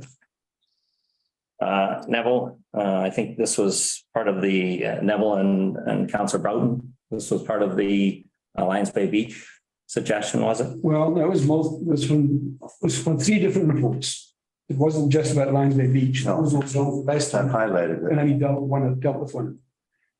So on the climate action recommendations, And I thought I sent, sure I sent another email, just trying to find it. There was one part that was missed. And so there was an introductory statement that didn't get put in here. It should have been in here. And we'd like to add that, and I'll just find that in a second. I can't email, but I can find the wording. Okay, so there was 5 kind of action items, and then there was an opening statement that came from that previous council resolution that said purchasing policy to consider immediate and future impacts of purchases through their consumption and eventual end of life stages to reduce environmental impacts. And then it had the other 5 points. I think that statement should go in between the first and second paragraph in the policy, and then it'll all be in good shape. So that's the one action on the climate action side. Other than that, I think we've addressed everything they requested. Okay, so a motion to approve the procurement policy subject to the addition. Okay, well, sorry, that's just on the climate action stuff. I think we should discuss the DOA stuff amongst ourselves. I think that's can be fairly far reaching, and I think we need to make sure we're all comfortable with what we're doing. Okay.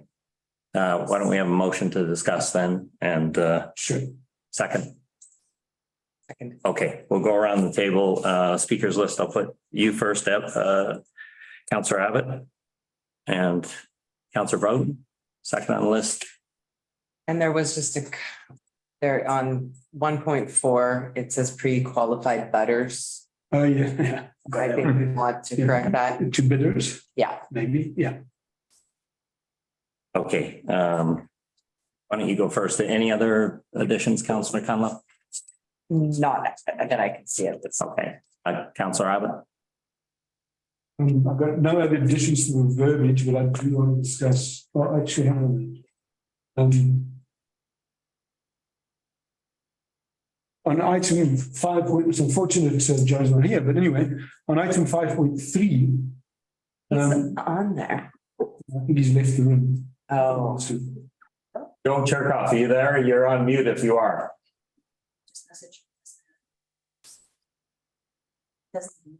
Okay, well, that's not going to help us. Okay. Okay.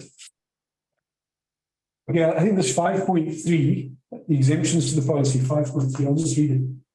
Sole source items such as when legislation exempts the good of service from competitive process, if only one party is available to perform the service, or if the service is that, or I think should say of professional service, not expected to see more than 75,000, and there's clear benefit to the village due to knowledge or experience of the consultant. So I've got a couple of questions around that statement. First of all, I think it should say who makes this decision. Does it come to council if we're going to go do sole source something for 75,000? Or who actually gets to make the decision? That's not in here, and it should be. And then it says when legislation exempts, I can't in my brain think of any legislation that's going to exempt you from having multiple bids on anything. That part makes no sense to me. So maybe we have to strike it. It strikes me that or if someone it's should an emergency, then it's an emergency. That's well, we do with emergency elsewhere. 5.1 deals with emergencies. Yeah. Hello. Hello. Apologies. I had a little bit of a technical issue here, but I do. I just want to chime in while I've got some connection. The purchasing policy and the approval limits were taken from council meeting recommendations. There was 2 previous meetings discussing the procurement policy and the approval limits. So obviously, it's up to council to determine what level of limits and approvals they would like to accept. But what's in front of you is what was advised from previous minutes. And as far as the levels of approval, they're generally in line, maybe slightly higher than other municipalities. but I'm happy to share the procurement policies for a number of our neighbors. So Joe, that was all in the report. I think we've seen that. Yeah, I think we're comfortable with those. We've seen the comparables. It's just a question of what we want to do and who we want to delegate the DOA to. So I'd like to discuss that in a bit, look at the table a little further. But did you understand my point, Joe, about the climate action stuff? You took the 5 bullets that came out of that policy. The opening statement should go into your first paragraph as well, just to complete it. Follow that? Right, okay. Okay. And then my next question is, I think we need to revisit item 5.3 on sole source. We need to understand who gets to make this decision. I'm not sure about this legislation piece. It doesn't make any sense. And then the last one is, I'm not sure what we mean by, or if the service is that or professional service not expected. What is it? I don't get that part. Or if the service is that or. Not really following this. Okay. I will look into, so there's for the existing purchasing policy from 2002, the draft that's been presented to you, version 3, incorporating your comments, Councillor Abbott. I included a number of definitions throughout the document, but definitely could use some help in making sure that everything is tightly defined and referred to the definitions in the appendix. Yeah, so it's an evolving document, and I'm happy for all of your input. Well, the stage is yours. I wish you good luck. Mayor Barry. Yes. Anna. Could I just address Councillor Abbott's question or comments around section 5.3 and legislation that exempts goods and services from the competitive process? I think that's referring to the New West Partnership Trade Agreement, which BC is a party to. So local governments are bound by the New West Partnership Trade Agreement. And in the New West Partnership Trade Agreement, there's a number of exceptions where governments don't have to go to a competitive process. Such as if there's only one, say there's a tender and there's only one submission to that tender, that would be an example. Okay, and what about the earlier example with West Van getting preferential pricing and so on? So I was a bit maybe confused by that. I'm not sure if there was, I didn't see a reason listed in the report that met one of the exceptions under the trade agreement. But there could be other things. I would say that we're operating like this. The policy hasn't been adopted. We're still trying to update the really old purchasing policy. And there was a request from Mr. Burke to present in council today a waiver from the purchasing policy that is currently adopted to sole source that project due to an understanding that we're getting preferential treatment. So I believe that's been discussed. Okay. Are you suggesting any new language in that? In this policy? So Deanna, we do refer to the New West Partnership Trade Agreement in section 1.11 above. Yep. So we haven't got that in there. So you suggesting 5.3 is basically just reiterating, acknowledging that. Yeah, exactly. Yeah. Regardless of whether it's in the policy or not, you're bound by the New West Partnership Trade Agreement. So if any, you can directly award for some goods and services if it meets an exception under the partnership agreement. Yeah, so when legislation exempts, you're saying that could be the New West Trade Agreement. Okay. That explains that just one. say trade agreements, yeah. Yeah. Who decides? We could probably, maybe we should just behind that one, Joe, in brackets or somehow refer to trade agreements. Sounds good. example, I've defined the trade agreement in the draft policy, but I will revisit it to make sure it's consistent. Yeah. Okay. So then my other question, and maybe Deanna, you got a question on this. Surely a statement like that should be very clear on who gets to authorize sole source items under these conditions. I would suggest it's only council. Yeah, that's correct. So it's common, it varies in some procurement policies, but in most procurement policies to direct award, a sole source contract, even if it meets one of the exceptions under the trade agreement, is typically a decision of council. Can we clarify that then? Yeah. So Joe, can we make that change?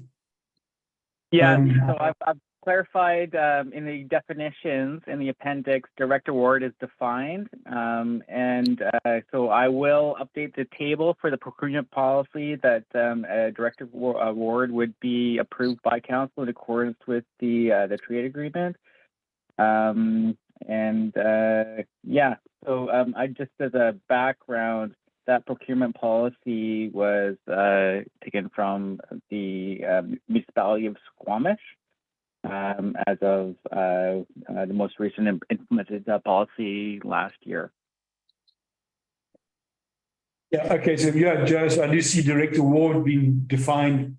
So just to tidy that up, direct award, sole source, maybe meant to mean the same thing. Sole source is not defined. Sole source is used and direct award is defined. So you should clean that up, I guess. All right. Okay. All right. So I just want to bounce the actual DOAs of council.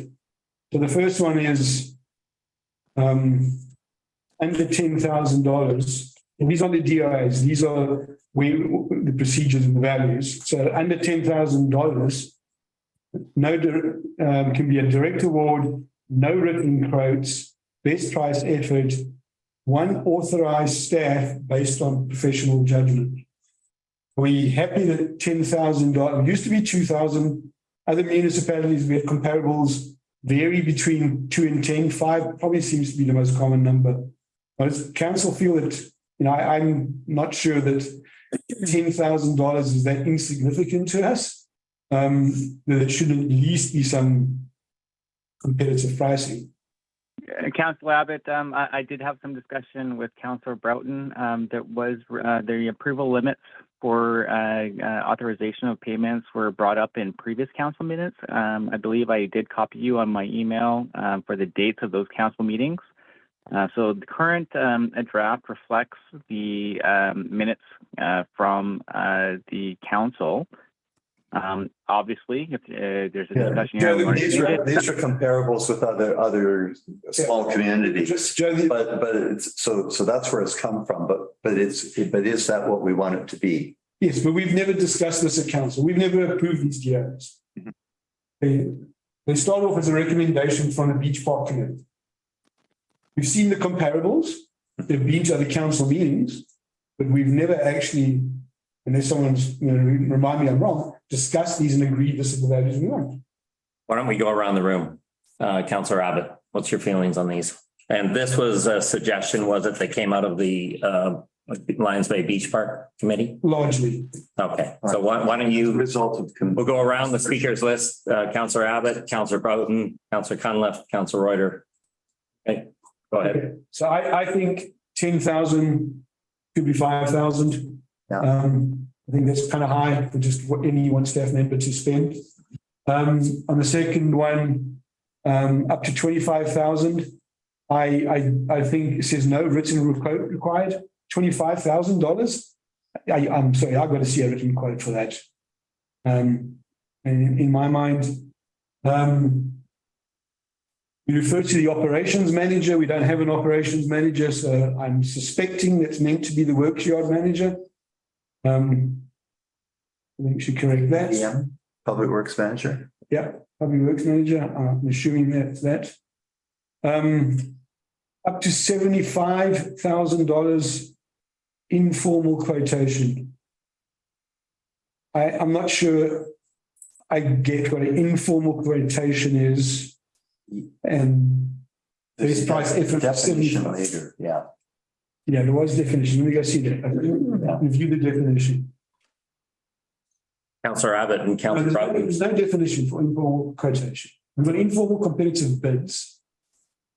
Can you give us background why the Lions Bay Beach Committee was moving forward these numbers? Was there something that they were concerned about not getting Well, quick enough, or what was the old one from 2002 can do virtually nothing done. The numbers are way too low. So they went on proactively, came up with a suggestion. One of the standard members went out and spent a fair amount of time researching in municipalities and came up with what looked like an aggregated kind of response, and suggesting being for trust. Part of the things that I think the key issue for them was having informal competitive bids, which are bids where you get 3 qualified bidders, getting that to a reasonable number, so certain things could be awarded, like construction management fees and so on, professional fees. Does it comfortably for that, and maybe it goes too high. That's where kind of the genesis of the whole thing started from. But they were, saying, well, here's some suggestions. The council then needs to go decide what they need to do. They weren't really prescriptive. They understand it's our decision. What are your suggestions on these numbers then? Before we move to Councillor Broughton. I think on up to 75,000, I think we should definitely have, actually it says council may approve based on predetermined weighted criteria. So that implies we are getting a bid. I think we should just combine those. Pick a number for the informal competitive bid. I don't think there's nothing defined as an informal quotation. Pick a It number is. Sorry, Neville. There is a definition as to informal quotation on page 43, if anyone wants to look. Yeah. Right. And there's also the definition of formal, which then, by default would you informal. Sorry, Marcus, I had it on my set. Oh, informal quotation. Okay, got you. Yeah. So informal bid. It's an informal process by email or phone, so very informal. 75 grand seems To generate. in that informal. Yeah. That's a lot of tax dollars. Yep. Yep. That's too loose, I think.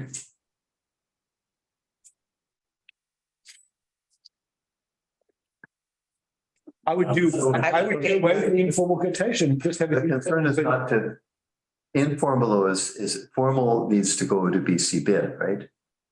Yeah. So informal means we can pre-qualify people, we can select people and allow them. Right. So is the Formal discovery quotation. telephone and email? I mean, that sounds. It talks about with council approval though. Yeah. Run the third column. So. Does that cover off what your concern is now? Councillor Abbott. Chair may approve with council approval to approve based on predetermined weighted criteria, but don't we later in the thing say that the CAO can approve up to 75,000 in his own discretion? No, well, I read it as CAO may approve with council to approve. Yeah. But it's actually redundant in a way there. It's taking both. Yeah, it's Maybe it should say instead of may approve, may negotiate. Maybe it should say negotiate. Subject to council approval. Yeah. It says subject to, and so he can move it along and bring it in and. Get it to the point where he can recommend it. Council's got to approve. How about negotiate? Marcus, Councillor Reuter. So Joe, on a previous version of this, we had the DAO separately. You've now combined them into the one table somehow. That's what you did. Okay.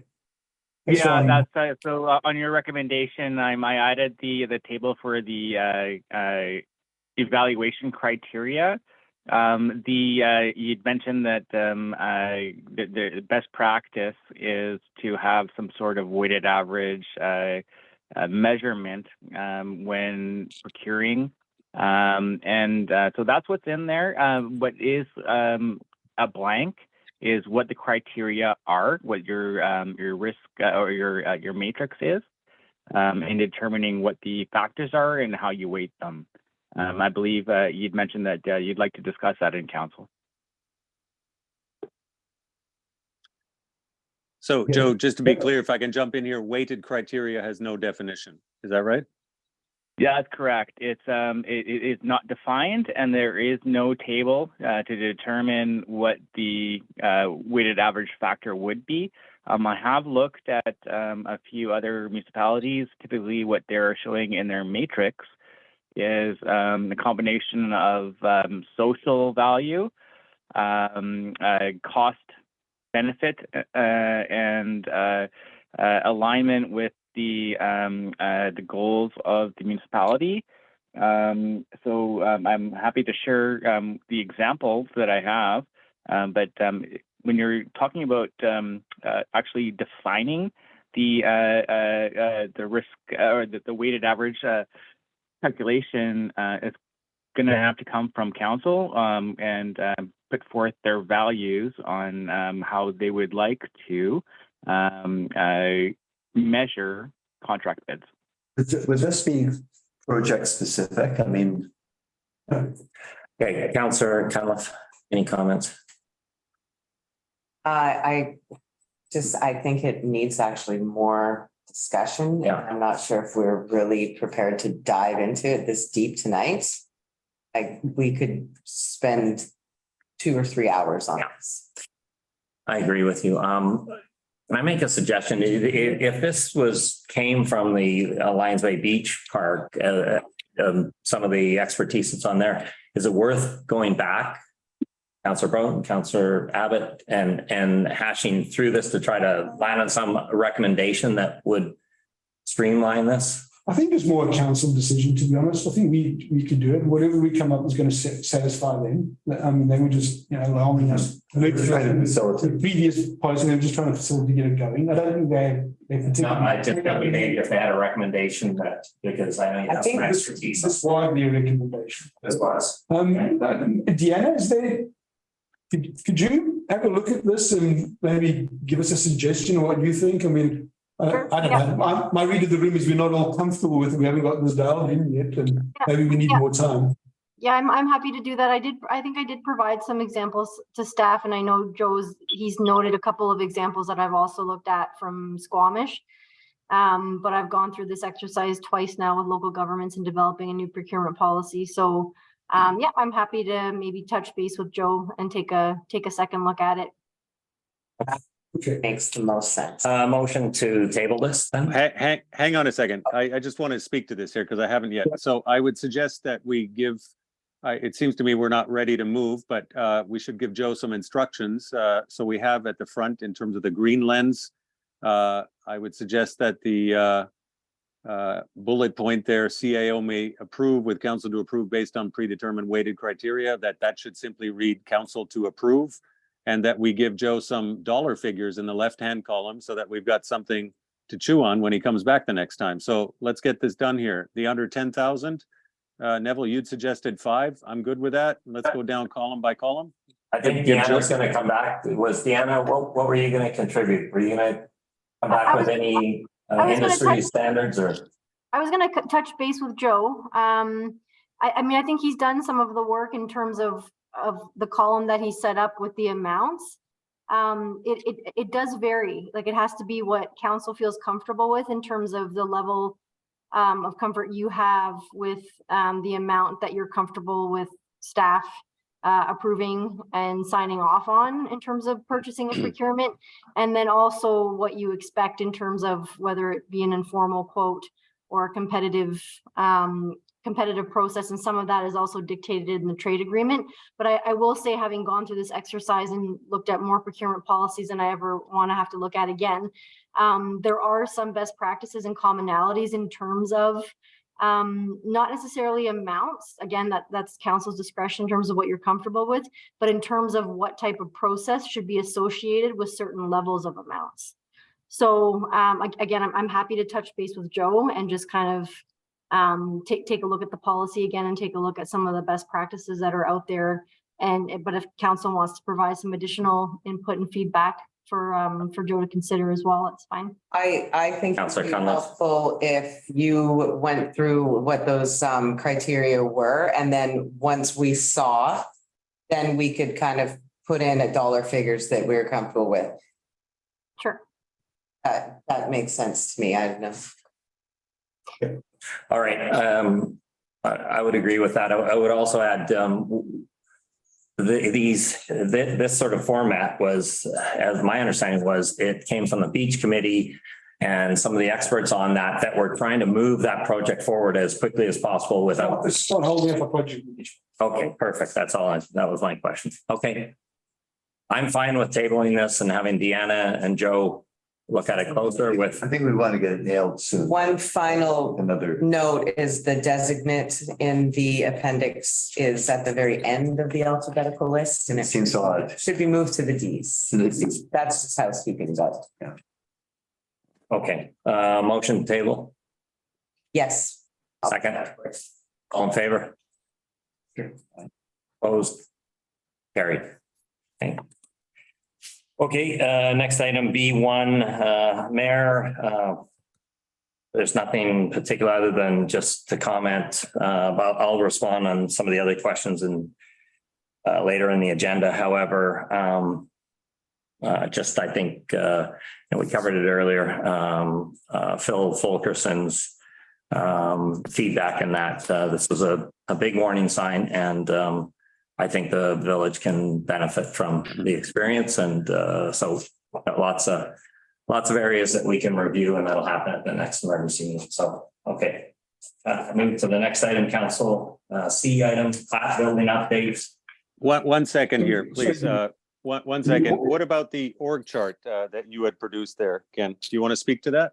Yeah, good point. It wasn't here, and I'll speak to the org chart. I think overall, I'm very pleased with our putting Lions Bay residents first, going local. I think Carl Burr has done a tremendous job, as have other residents. And I think if we have an opportunity to hire some temporary staff over the summer, and that might be something that we should think about, lifting that hiring freeze to get some temporary staff in to help, especially I know Marina has been juggling a lot of balls, done a tremendous job. But I think under the circumstances with so many changes over the last 6 months, any help that we can give, I think would benefit the whole village.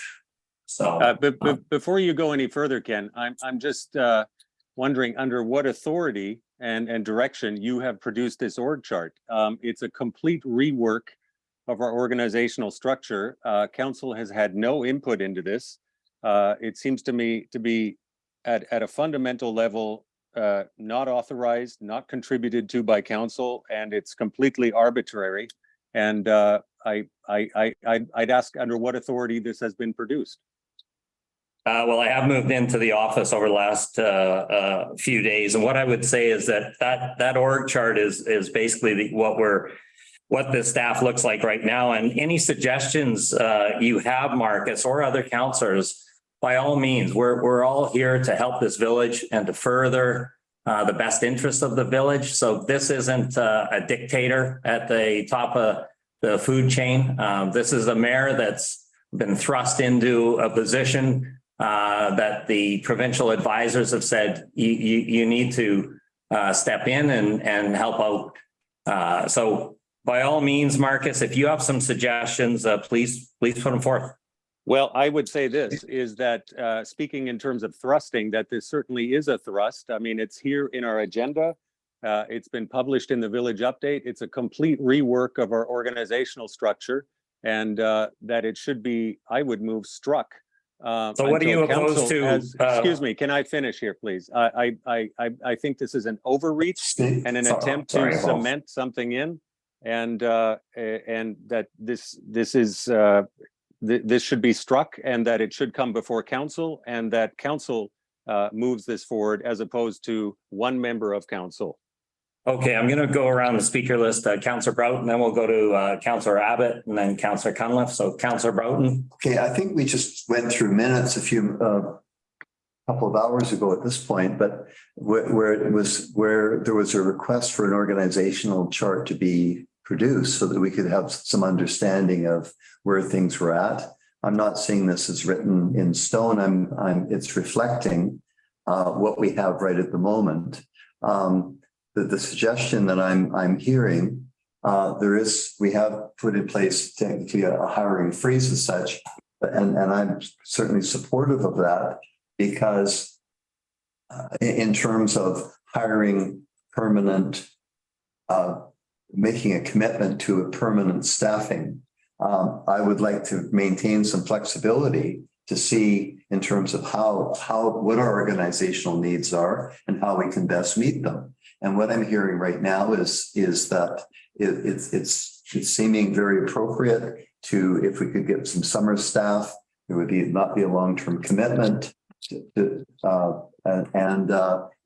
I'm hearing requests for some help for Marina and the roles that she's performing. And also there's some work that needs to be done in the office. And you know, all you need to do is look at it to see that there's a tremendous amount of organizational work required.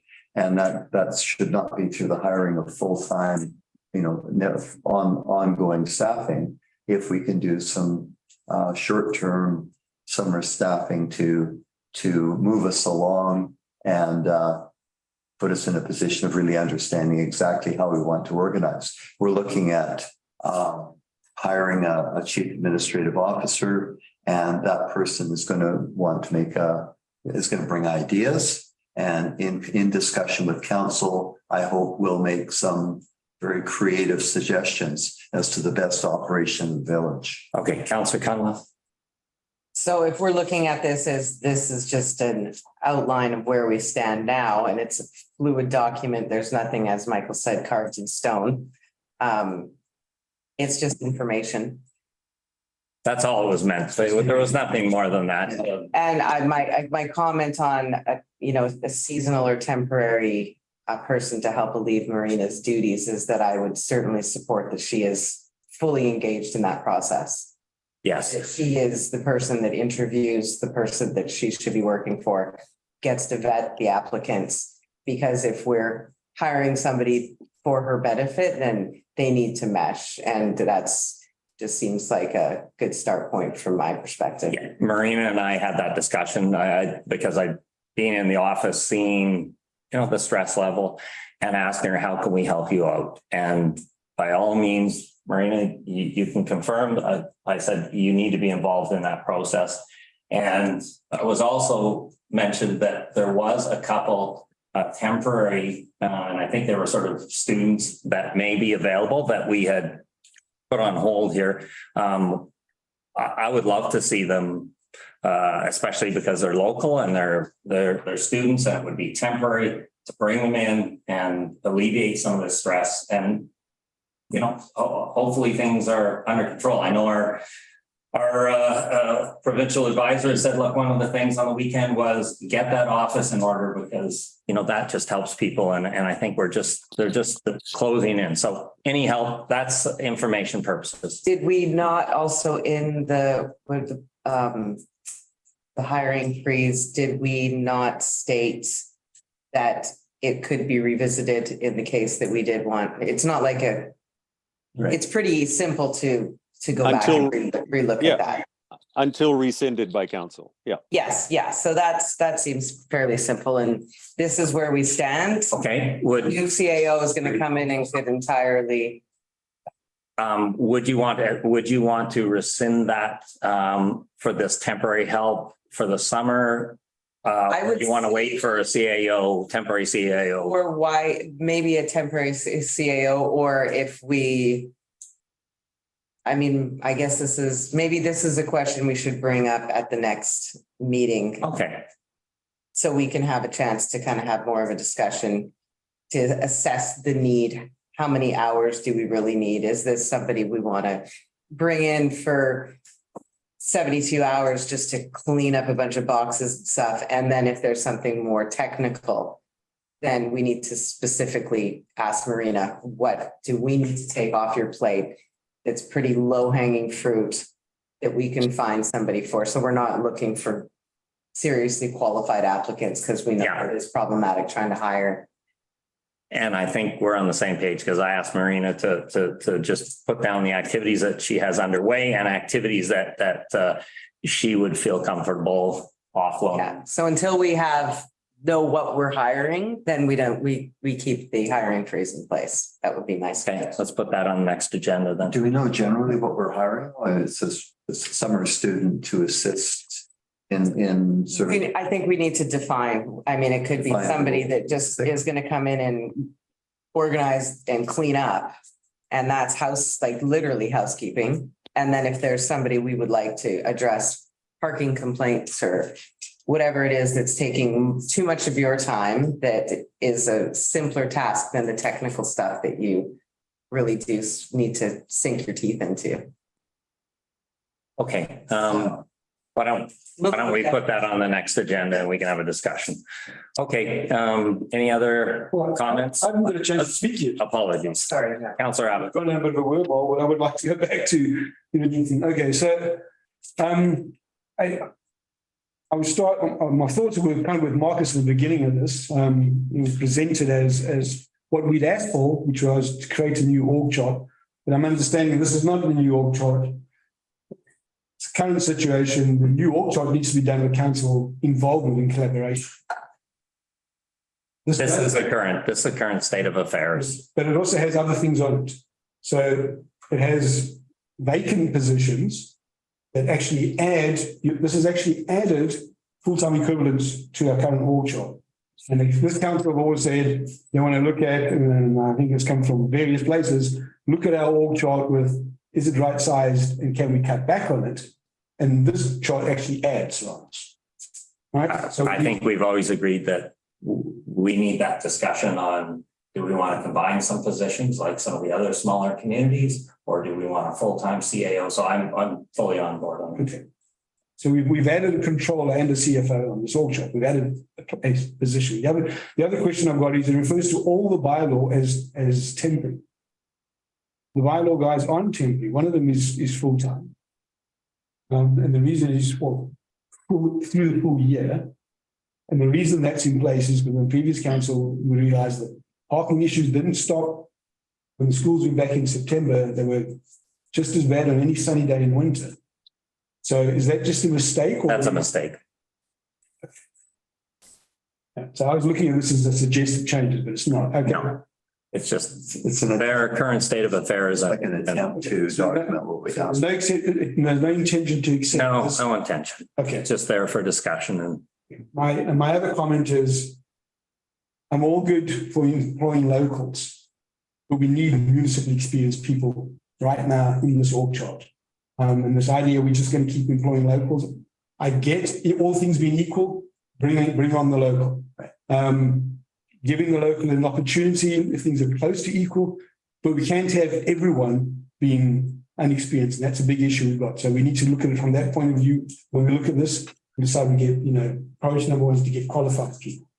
And totally agree. And I think this should really be in a strategy session where we discuss this. That's a good point. Strategy session.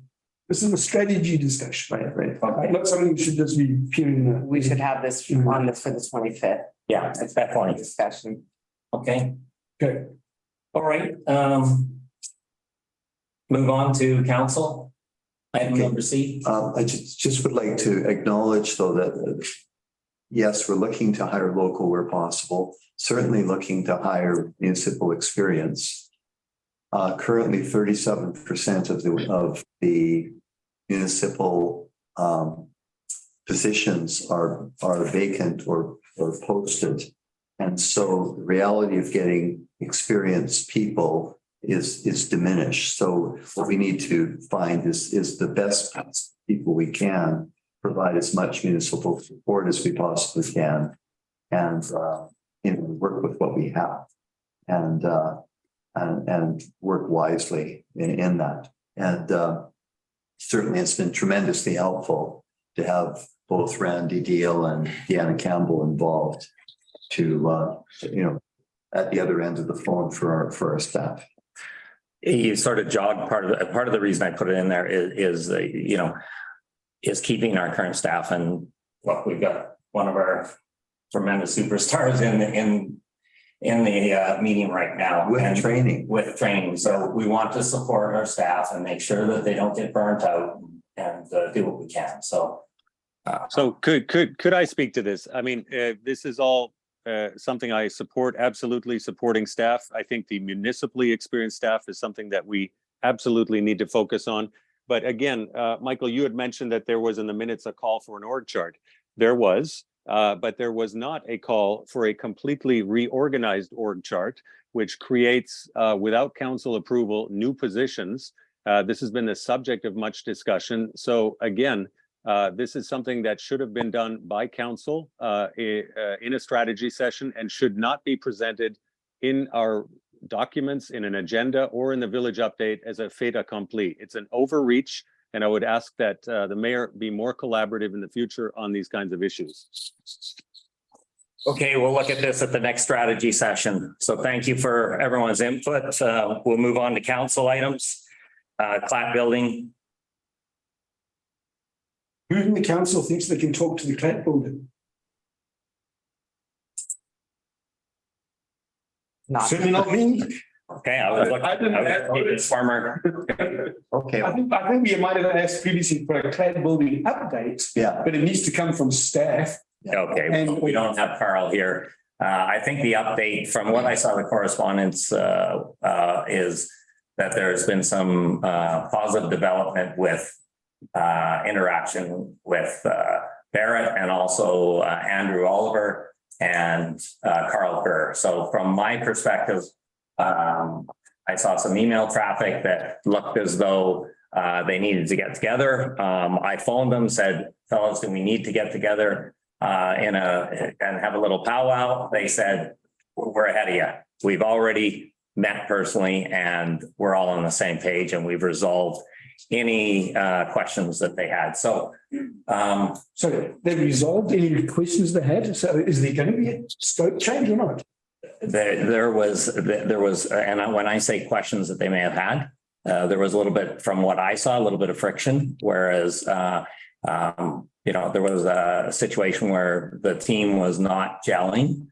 They apparently are gelling much better now. So if we've got questions and they're not here to answer it, which Carl, I would suggest that we ask for them to maybe give us some feedback. Well, I don't want to go any further than that. That's and I'm just trying to be as open. Sure. I've seen some emails that suggest otherwise, but yeah, we need to get a report. And I was worried about that. And because I'm sitting in that office, I picked up the phone and said, guys, I think we need to have a get together right away. Stop emailing. So I think things to go offline. Yes. Here's my thought. We need a report on the Clap building generally, cost and where it's going. And if I'm not suggesting there should, I'm actually adamant there shouldn't be, because it's been enough. If there is any suggestion of change in scope, I think it has to involve the entire EPC group, which means we have to get it into that EPC meeting where all the stakeholders are involved. But I'm not suggesting the scope should change. Saying if someone thinks they should, if it should, that's where it needs to go. Yes. With all the stakeholders. Okay. Yeah, so a little bit like a mobile up there. If you why don't we get a report from Carl on that and we'll revisit it. Okay. Yeah, everyone fine with that? Yeah, I mean, the Baby Bridge update is probably another one where there was a request. It's not even me suggesting we need an update. But I'm not willing to talk to one. So yeah, we need that update. Carl needs to bring that to us. He shared some thoughts with me, hoping I had some background information. I'll do where I could. I don't know that I've got his answers. So anyway, we need an update. Okay. So the Clap building is moving ahead. It was not. It appears to be moving ahead, and the Bayview Bridge is moving ahead. I think you should wait. I think we need to hear more on the Bayview Bridge. There's no yes or no answer to that question. Yeah. The Clap, the fellows are communicating much better than we saw. And the bridge, we need to hear more. Okay. Okay. Committees, Lions Bay Beach Park. We were going to just touch on the code of conduct as well. Yes. And I believe that's pretty simple. We had a suggestion from Deanna and Randy that we just adopt the simple part leave out all the extra language. So maybe we should. I didn't bring it with me, but You read the code of conduct? is that, Yeah, that's sorry, this is, that's code of conduct from. Okay, we have a motion just to adopt the code of conduct, and then we'll have a discussion on it. So motion. well, I don't think that we want to, I think what we want to do is just discuss that. I believe that we were just going to look at the first paragraph with the simple expectations, make that our code of conduct for now, and then we can bring the code of conduct more robustly to the strategy session or another time where we can develop it further. Okay, we have a motion then, second on that. Second. Okay, discussion, and Maybe if. hold on, Councillor Cunliffe, and then we'll go to Councillor Broughton, and then Councillor Reuter, and then Councillor Abbott. Yeah, if we have a chance to look at it, take the parts that we're comfortable personally signing. Email them to, I guess, Marina. And then just put it together with what we all agree on.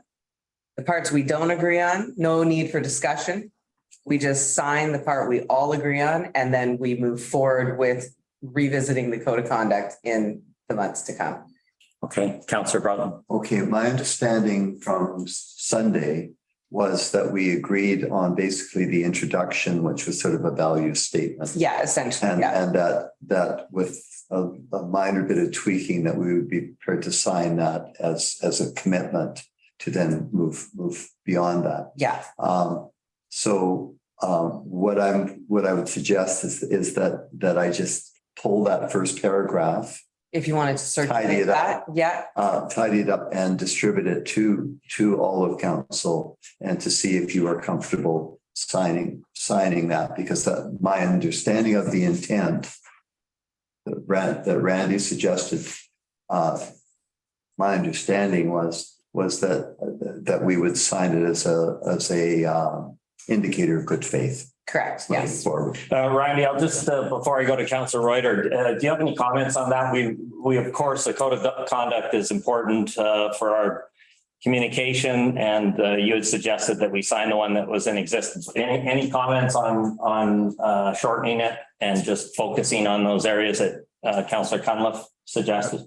Right, thanks, Mr. Mayor. Yeah, two comments. Number one, that you are required to sign off on a code of conduct in accordance with provincial regulations. And number two, you have an existing code of conduct that you need to update.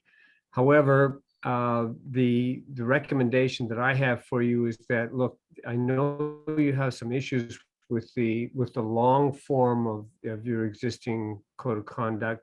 So sign off on the portions as Councillor Broughton and Councillor Cunliffe have suggested on the short form, which basically just outlines what your code of conduct fundamental codes are. Sign that off, and then we can work on at a later date on more details about how to implement that, including potential sanctions for inappropriate conduct that's contradictory to that code. But right now, you need to all agree and sign off on a way of interacting with each other and your residents and special interest groups. And this would get that done. And later on, you need to sort of go into more detail with that. But right now, I would strongly recommend you sign off on this, on the fundamentals of your existing code of conduct, because I think it says enough in itself to get moving on this. I don't think you have to do a lot of wordsmithing. So that's my opinion. That's what I recommend that you do. Okay, thank you. Councillor Reuter? Yep. I think, yeah, we need to get something done here. Certainly need to revisit and flesh it out at a later date, but we're under a gun here. I would suggest to my colleagues that my recollection at the time was that, there was a bunch of verbiage in there, which was trying to reinforce how to be good cowboys and cowgirls. If I look at the oath of office, to me, it's got everything in it needs, and I'd be happy to repencil that as a code of conduct. And that would be my suggestion. But perhaps we should do some I don't know, do we want to do this by email or come up with a consensus on something, each submit something to each other and then revisit it as soon as possible? Sorry, Mr. Mayor, if I could just Yes. interject a little bit here. The oath of office, as being as important as it is, and it is very important, Councillor Reuter, it is not the same as the code of conduct.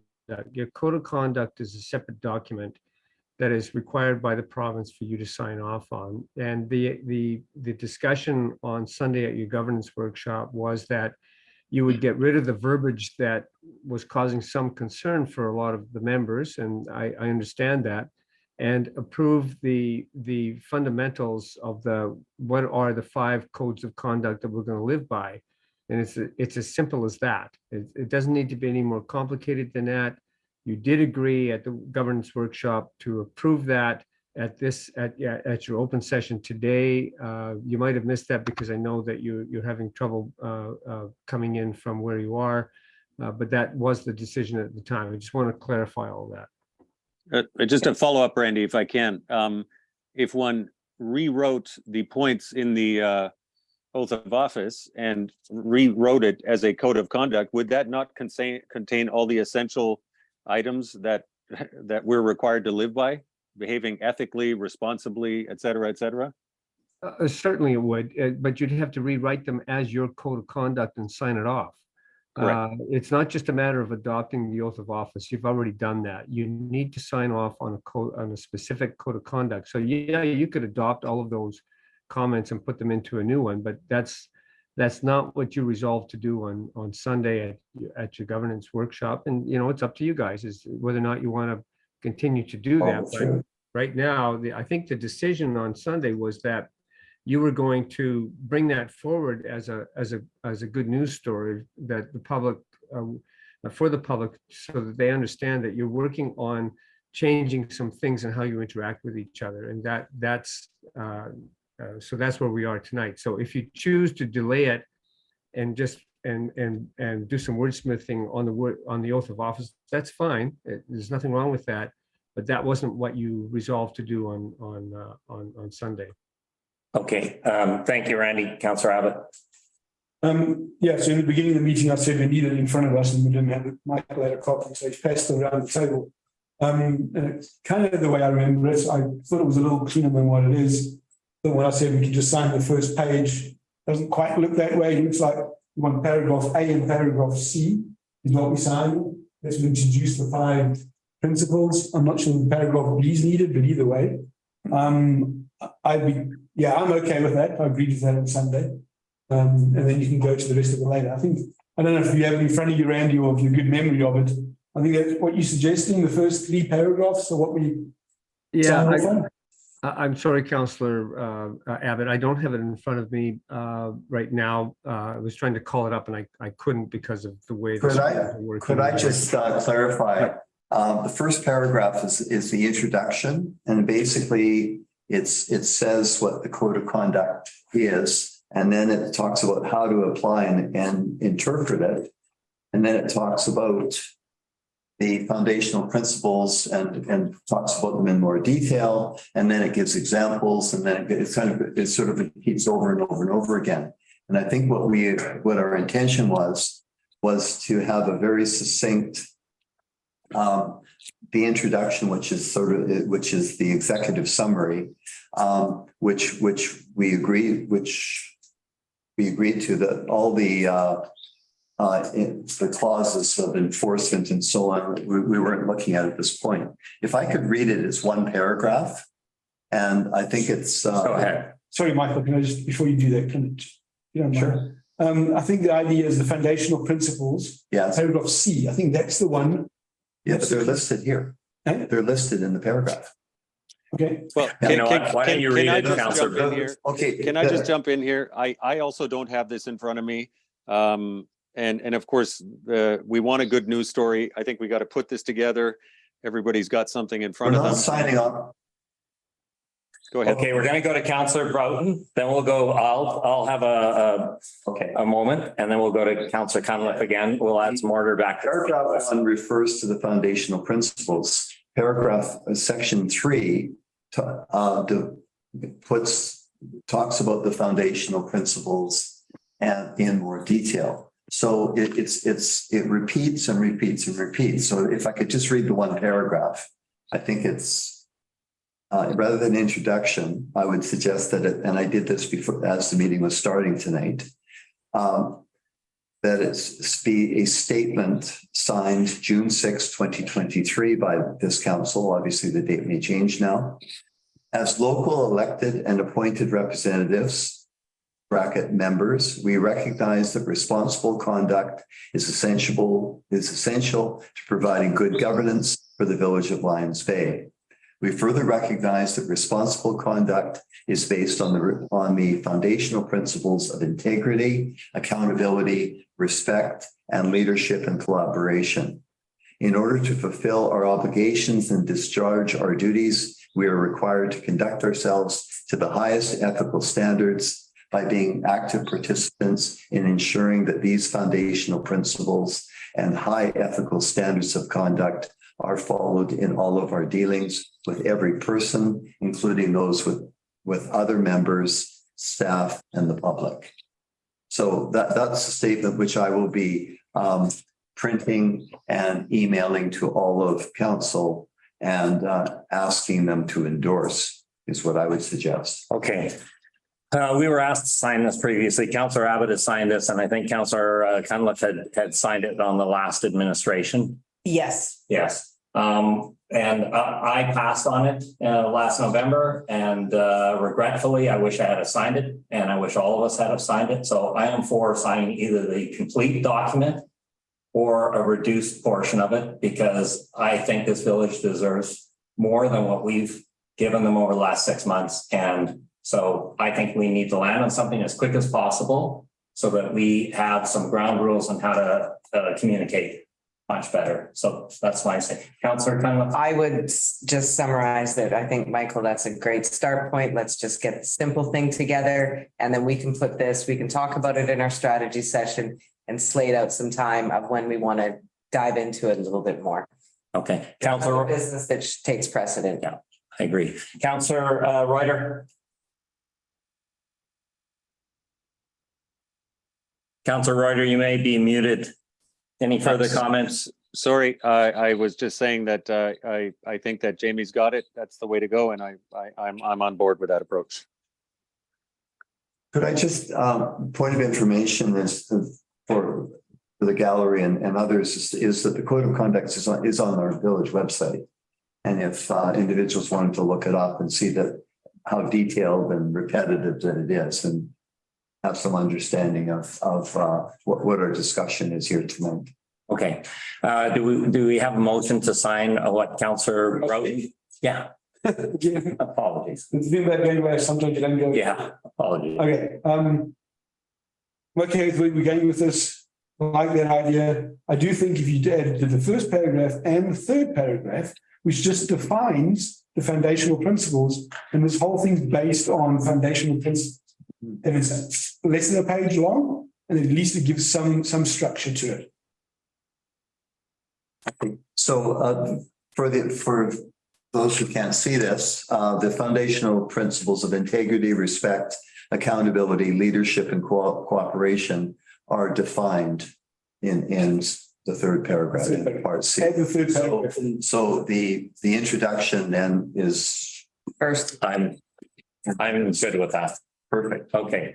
Subject to Councillor Boughton putting this in place and emailing it to all of us. Do we have a motion to accept as described and sign when it's distributed? Yeah. Okay. Yeah. All in favor? Yes. Opposed? Hang on 1 second. I thought what Jamie just said is that we were going to look at this and then bring it forward to a strategy session. Wasn't that the suggestion? We're going to sign this portion of it, and then in the strategy session, as per Randy's suggestion, we need to carve out some time to go into a more robust code of conduct that does has some sort of consequences and so forth. Document. Yeah, but this is the baseline here.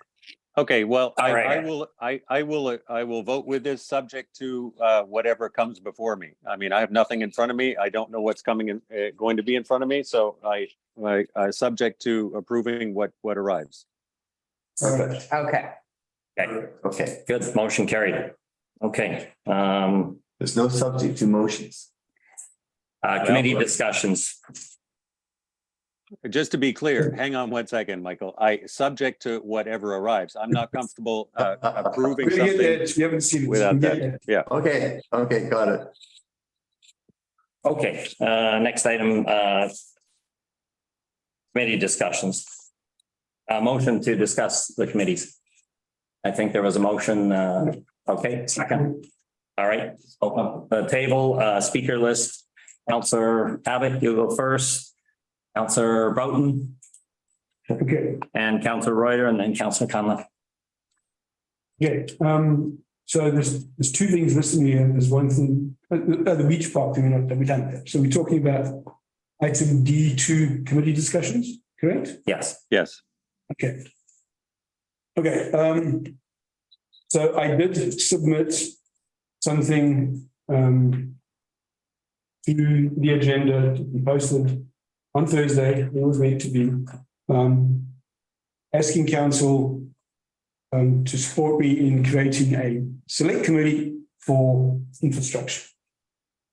It was, the motion was removed from the agenda, and I asked if we could have it back on there. And then subsequently, last evening, when we in the meeting, Mayor posted a presentation about a standing committee.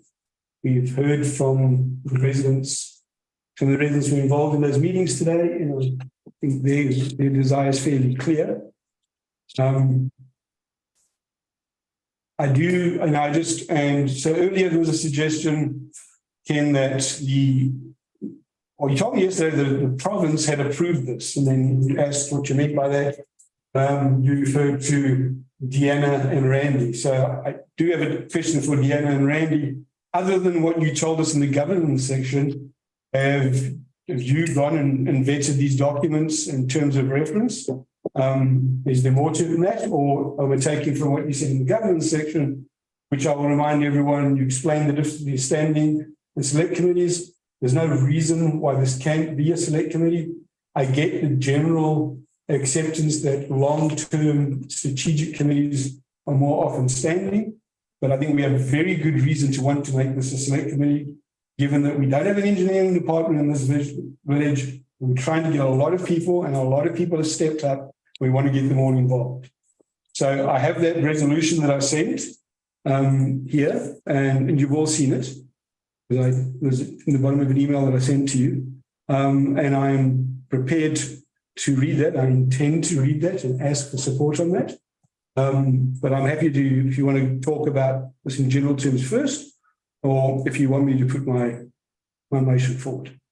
Okay, I'll preface that the infrastructure committee and grants committee, I've announced that to the village multiple times, Randy and Deanna. So, and I've also sought your advice on the legalities and also standing committees versus select committees. So, but I have messaged this to the village multiple times. I met with Councillor Abbott and other individuals last week and took their concerns into account, and actually appointed Councillor Abbott as he was pushing for a select committee to be a select committee and be chair of that committee. Mm-hmm. And I've put him chair of the standing committee in lieu of being conciliatory and trying to work together. So I'm a little bit taken back at your suggestion that the mayor, who has the authority to appoint a standing committee, A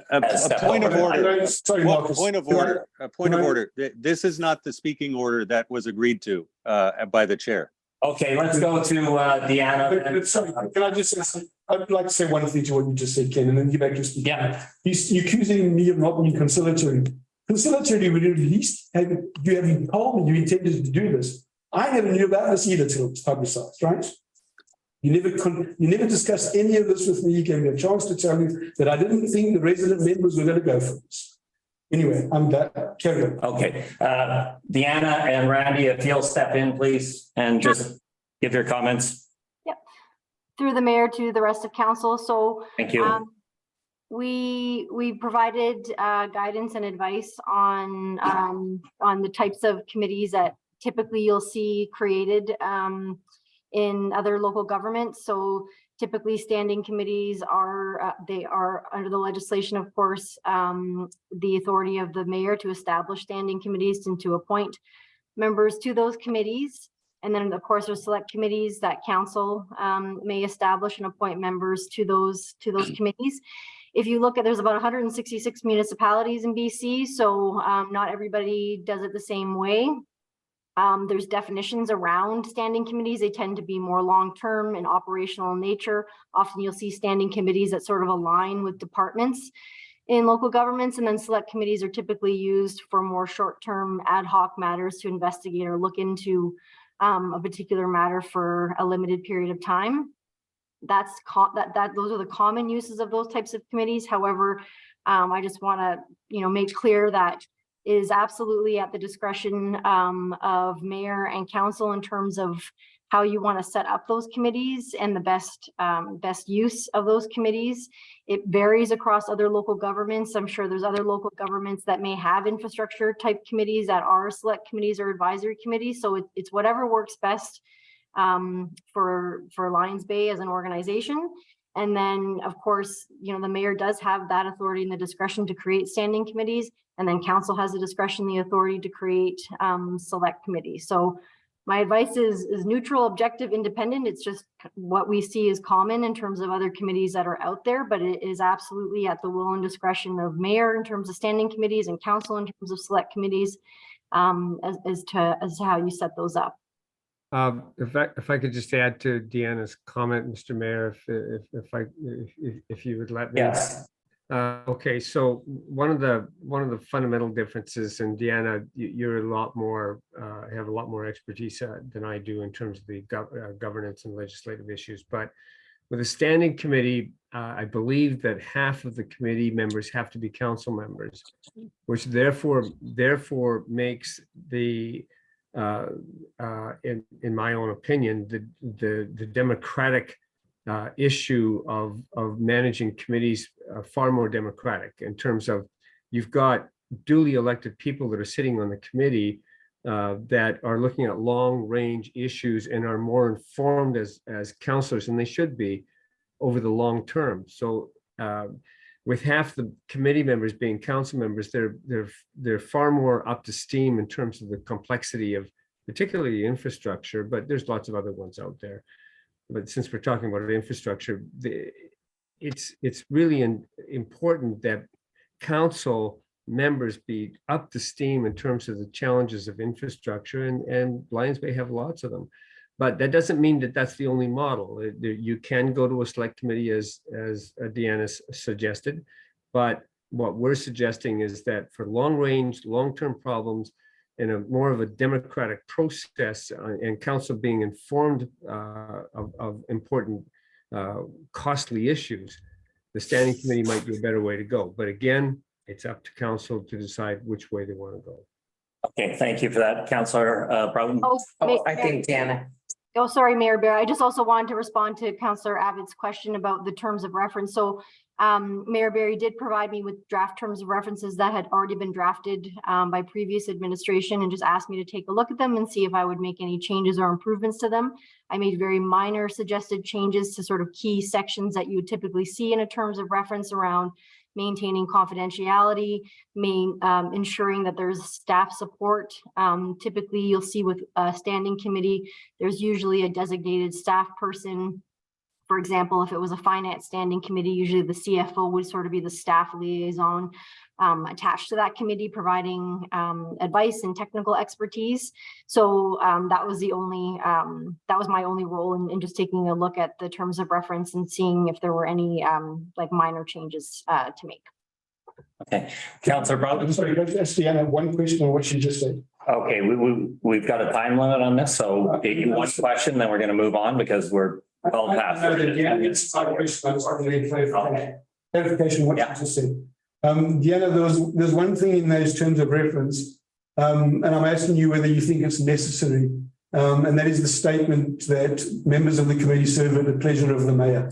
I haven't seen that in other standing committees. I personally don't think it needs to be said. It sets a bad tone. How often do you see that statement in you? I don't think I've ever seen it in a terms of reference. I know I've heard the statement before, probably in a description of what a standing committee is. But I don't think that language necessarily has to be included. It goes without saying that members are appointed by the mayor. Okay, Councillor Broughton. Thank you, Deanna. And as they're appointed by the mayor, there could be some evolution over time too, that once you've signed up, you may sign up for a piece and then move on is my thinking. Infrastructure is a huge issue in our community, but equally funding it is a huge issue. There's nothing, as you saw tonight, we're going to be paving a bunch of roads that we're going to be digging up because we don't have the money to put the pipes underneath. So this has got to be an integrated strategy. And so my understanding of this plan is that there is not only an infrastructure committee, which is going to have a certain number of council members, but there will also be a funding committee which will work closely. I would envision working quite closely to identify what were the projects that we want to move forward in light of what funding likely is going to be available to fund it. Because what has been happening in this community is we've been spending tons of money creating plans for projects that we can't build. So, that's where a lot of our money's been going. Certainly, this committee structure is a work in progress, as I see it. It was certainly attacked tonight as there were some errors on it and some typos and duplication and so on. But it's quite a complex document as I see it. So. You're saying it goes without saying that the mayor, you said at the mayor's pleasure. Well, that's kind of an awkward wording, but it is that we have a tremendous, huge number of competent and willing to be involved residents and I see this as a vehicle to tap into some of that resource. What I heard repeatedly during the fall election and so on is that there was a tremendous number of people who wanted to get involved, but the volunteerism was at an all-time low. And we're trying to understand, how that was happening, why that was happening, and how we can address it.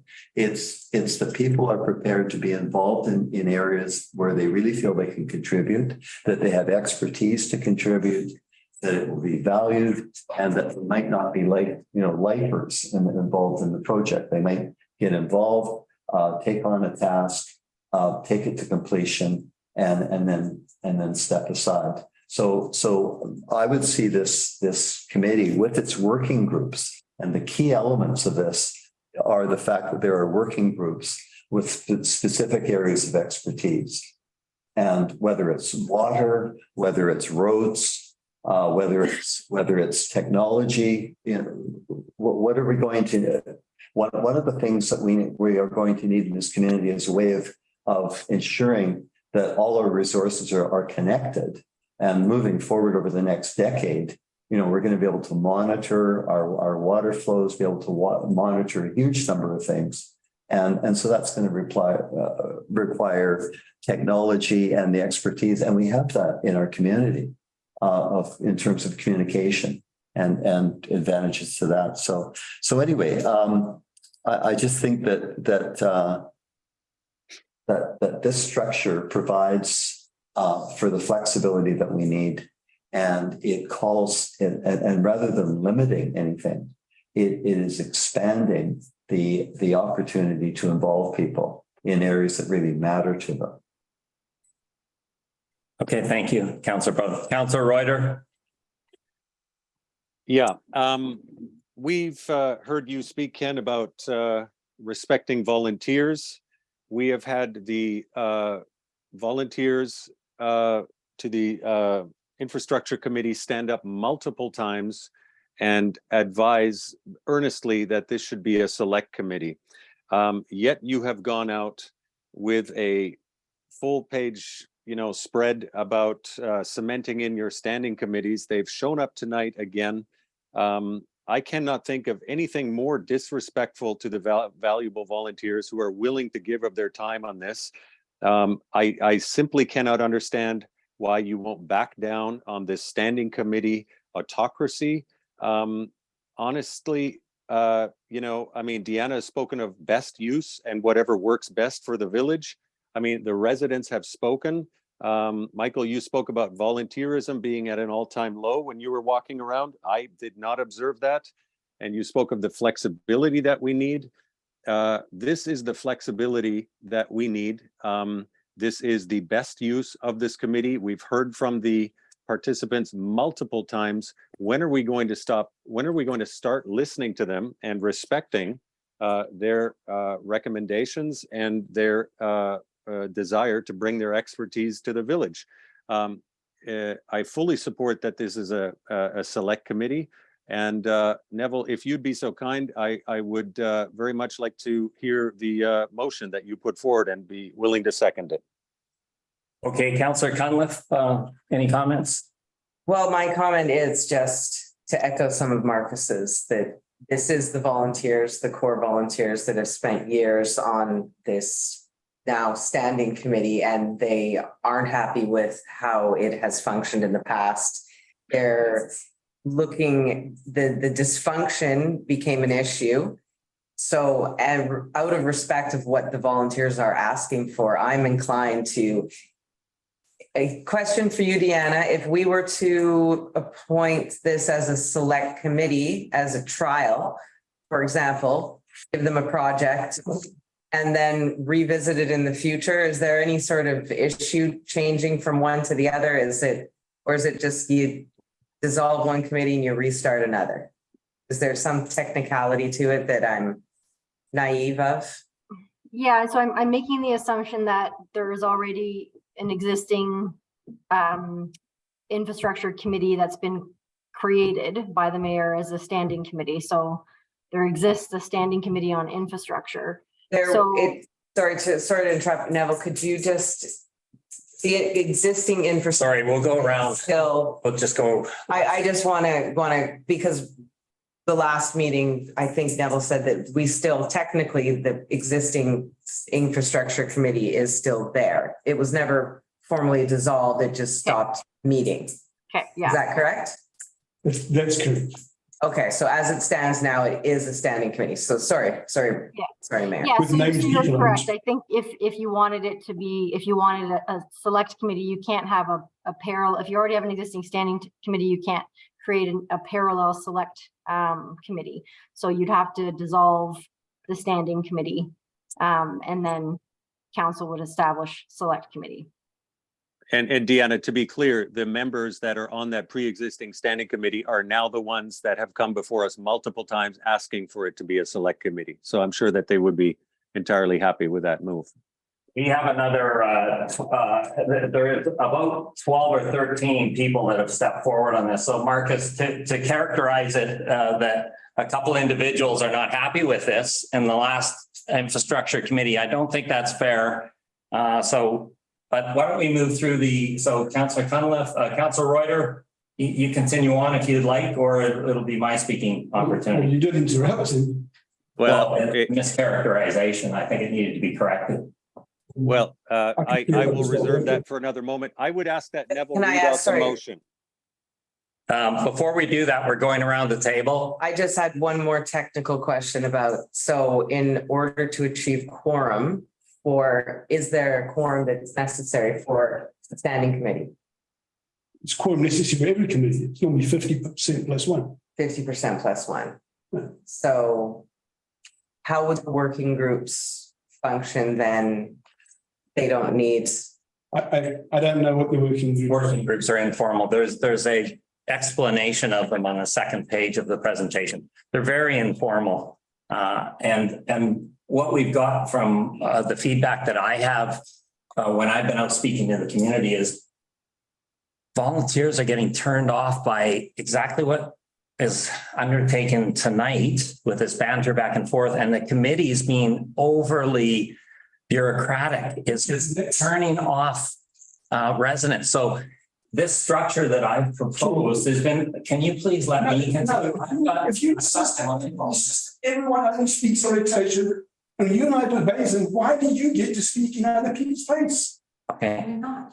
Councillor, to do it. Councillor Cutlass. I guess I'm just trying to wrap my head around the actual functioning, like function of the committee and the working groups and how that would be. Yeah, I got some thoughts on that one as well too. Okay. I'm again. Has this been explained to what was the process, I guess, for the, like, appointing people to the standing committee? Was there a call that went out that I'm not aware of? I put requests out about 4 times since last January at infrastructure. And I've had response. I even had one today, another, and actually 2 with Norm saying, please add me to that. So I guess. So I'm being inclusive. We have heard from a couple people that sat on the committee. Would it be fair to define select committee, define standing committee in a way that it can be understood by everyone who's put their name forward and poll the masses and make it a democracy and let them vote? Standing committees as our provincial advisors. So I'll speak now and then we'll come back to you, Neville, okay? Standing committees as described by our provincial advisors, and what is common throughout British Columbia is the mayor's prerogative. And I'll just read what I was going to read earlier so that we could have perhaps avoided some of this angst. But, you know, in regard to the issue of the appointment of standing committees, there seems to be a misconception that a standing committee is not answerable to the council. No, this is incorrect. Based on the community charter legislation and advice from our community advisors, I have appointed several standing committees. These committees have no more power nor any less power than select committees. You will see in my appointments that I listed to concerns from the public and my council. I met with Neville and I met with Tony. I took down their concerns and I've actually got it summarized here. And I've hit on those concerns. The only concern that they had that I did not fulfill was they asked for a select committee and they asked for Neville to be the chair of that select committee, or Neville asked for him to be the chair. So I've actually taken that into account. I've said, Neville, I'm willing to work with you. I want you to be chair. I've also talked briefly with you and we've been both busy over the last week. And I've appointed you, Jamie, as on these committees. And we have enough expertise there. There's, I think, 10 individuals in addition to the ones that spoke this evening that are very excited about this. And they're excited to work with us, but they also understand that they need to work hand in hand with the grants committee because, you know, as a founder of a mining company of which Neville consults to many mining companies, the biggest open pit mining companies in Canada in some cases, we understand Point of order. what the heck is this? We understand open pit mining? Listen, in order to finance these infrastructure projects, Councillor Reuter, they have to be realistic and they have to be worked with the infrastructure committee. Because if there's just a wish list and you go to finance it, it often doesn't materialize. Okay. So in addition, I'll just continue on here because I think I have a few minutes left. We fulfilled the mandate upon which I was elected to make the use of the talent that we have right here in Lions Bay. I'm leaning on the talent. I've reached out. We have a couple individuals, volunteers that are in the 30-year range, not retired. Okay. So. Ken, a point I'll of also- order. You Sorry, do not Councillor have a Reuter, you're mandate. out of order. No, Please let you- me finish. I allowed you to speak. Okay, I'm speaking about the volunteers in this village. Okay? No, you are claiming you have a No. mandate. No, I'm speaking to the volunteers and I'm speaking that we're trying to attract them. We're not trying to shut them out. And what we're doing with this bureaucratic mumble jumble is we're turning people off. Okay, can I talk now? Let me finish. I got another minute here. Okay. So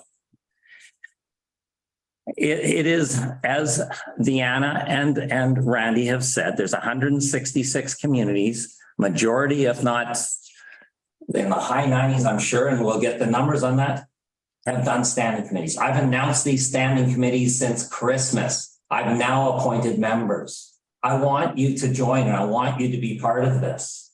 Okay? If people choose not to, well, then we'll make adjustments. But right now we've got overwhelming support here. Okay?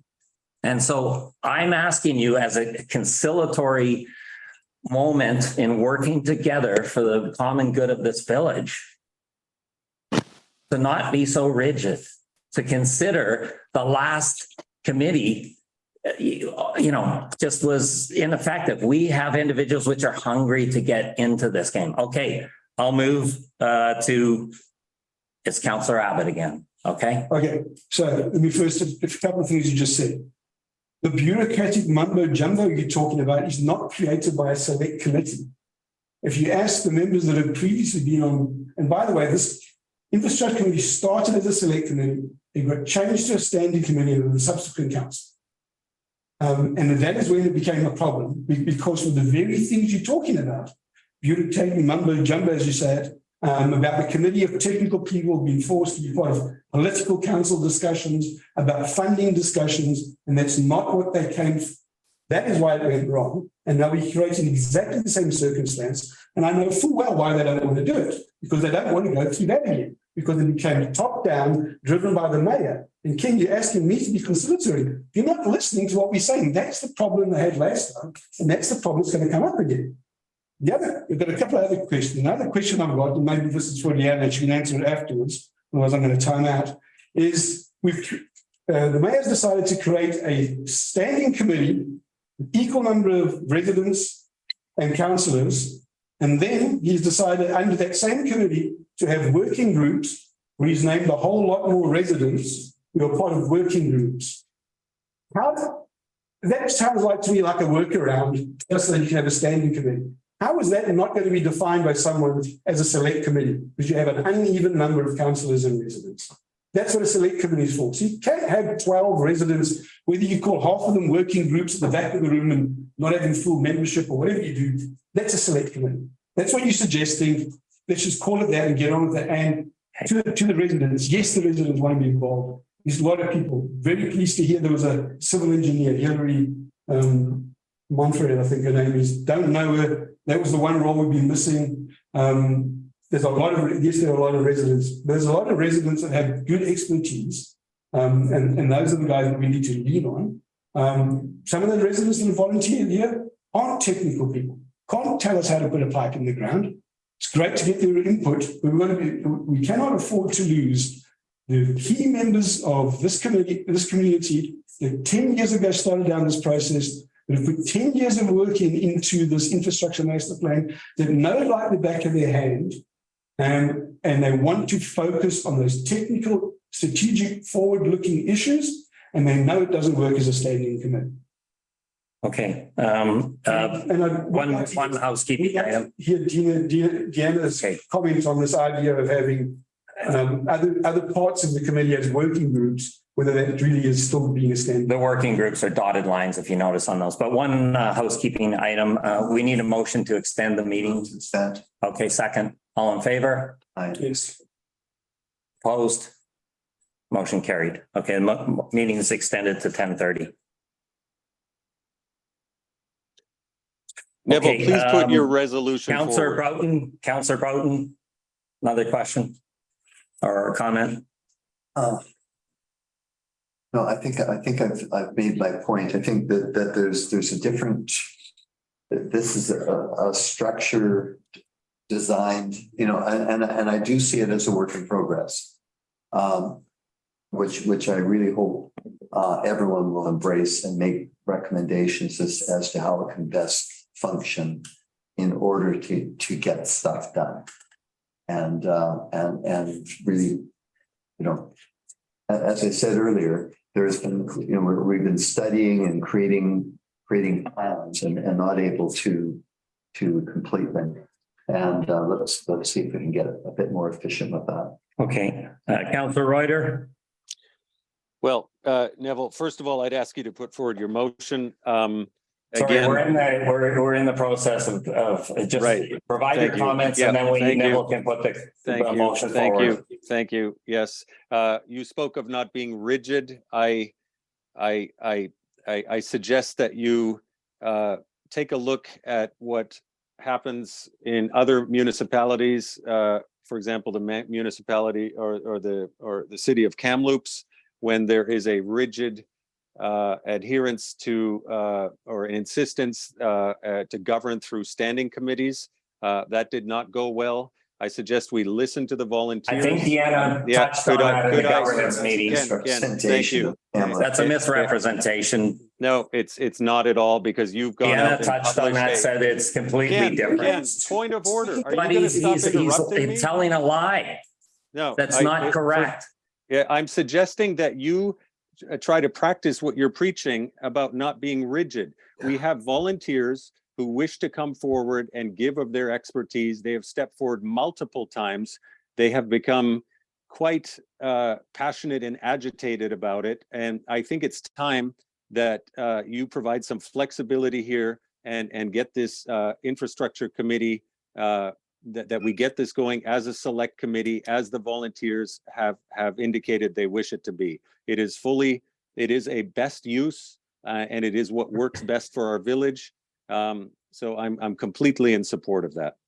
Councillor, Mr. Mayor, Randy, go ahead. If I could address some of the issues that are being brought up here, I think first of all, this situation is nothing like the Camel situation.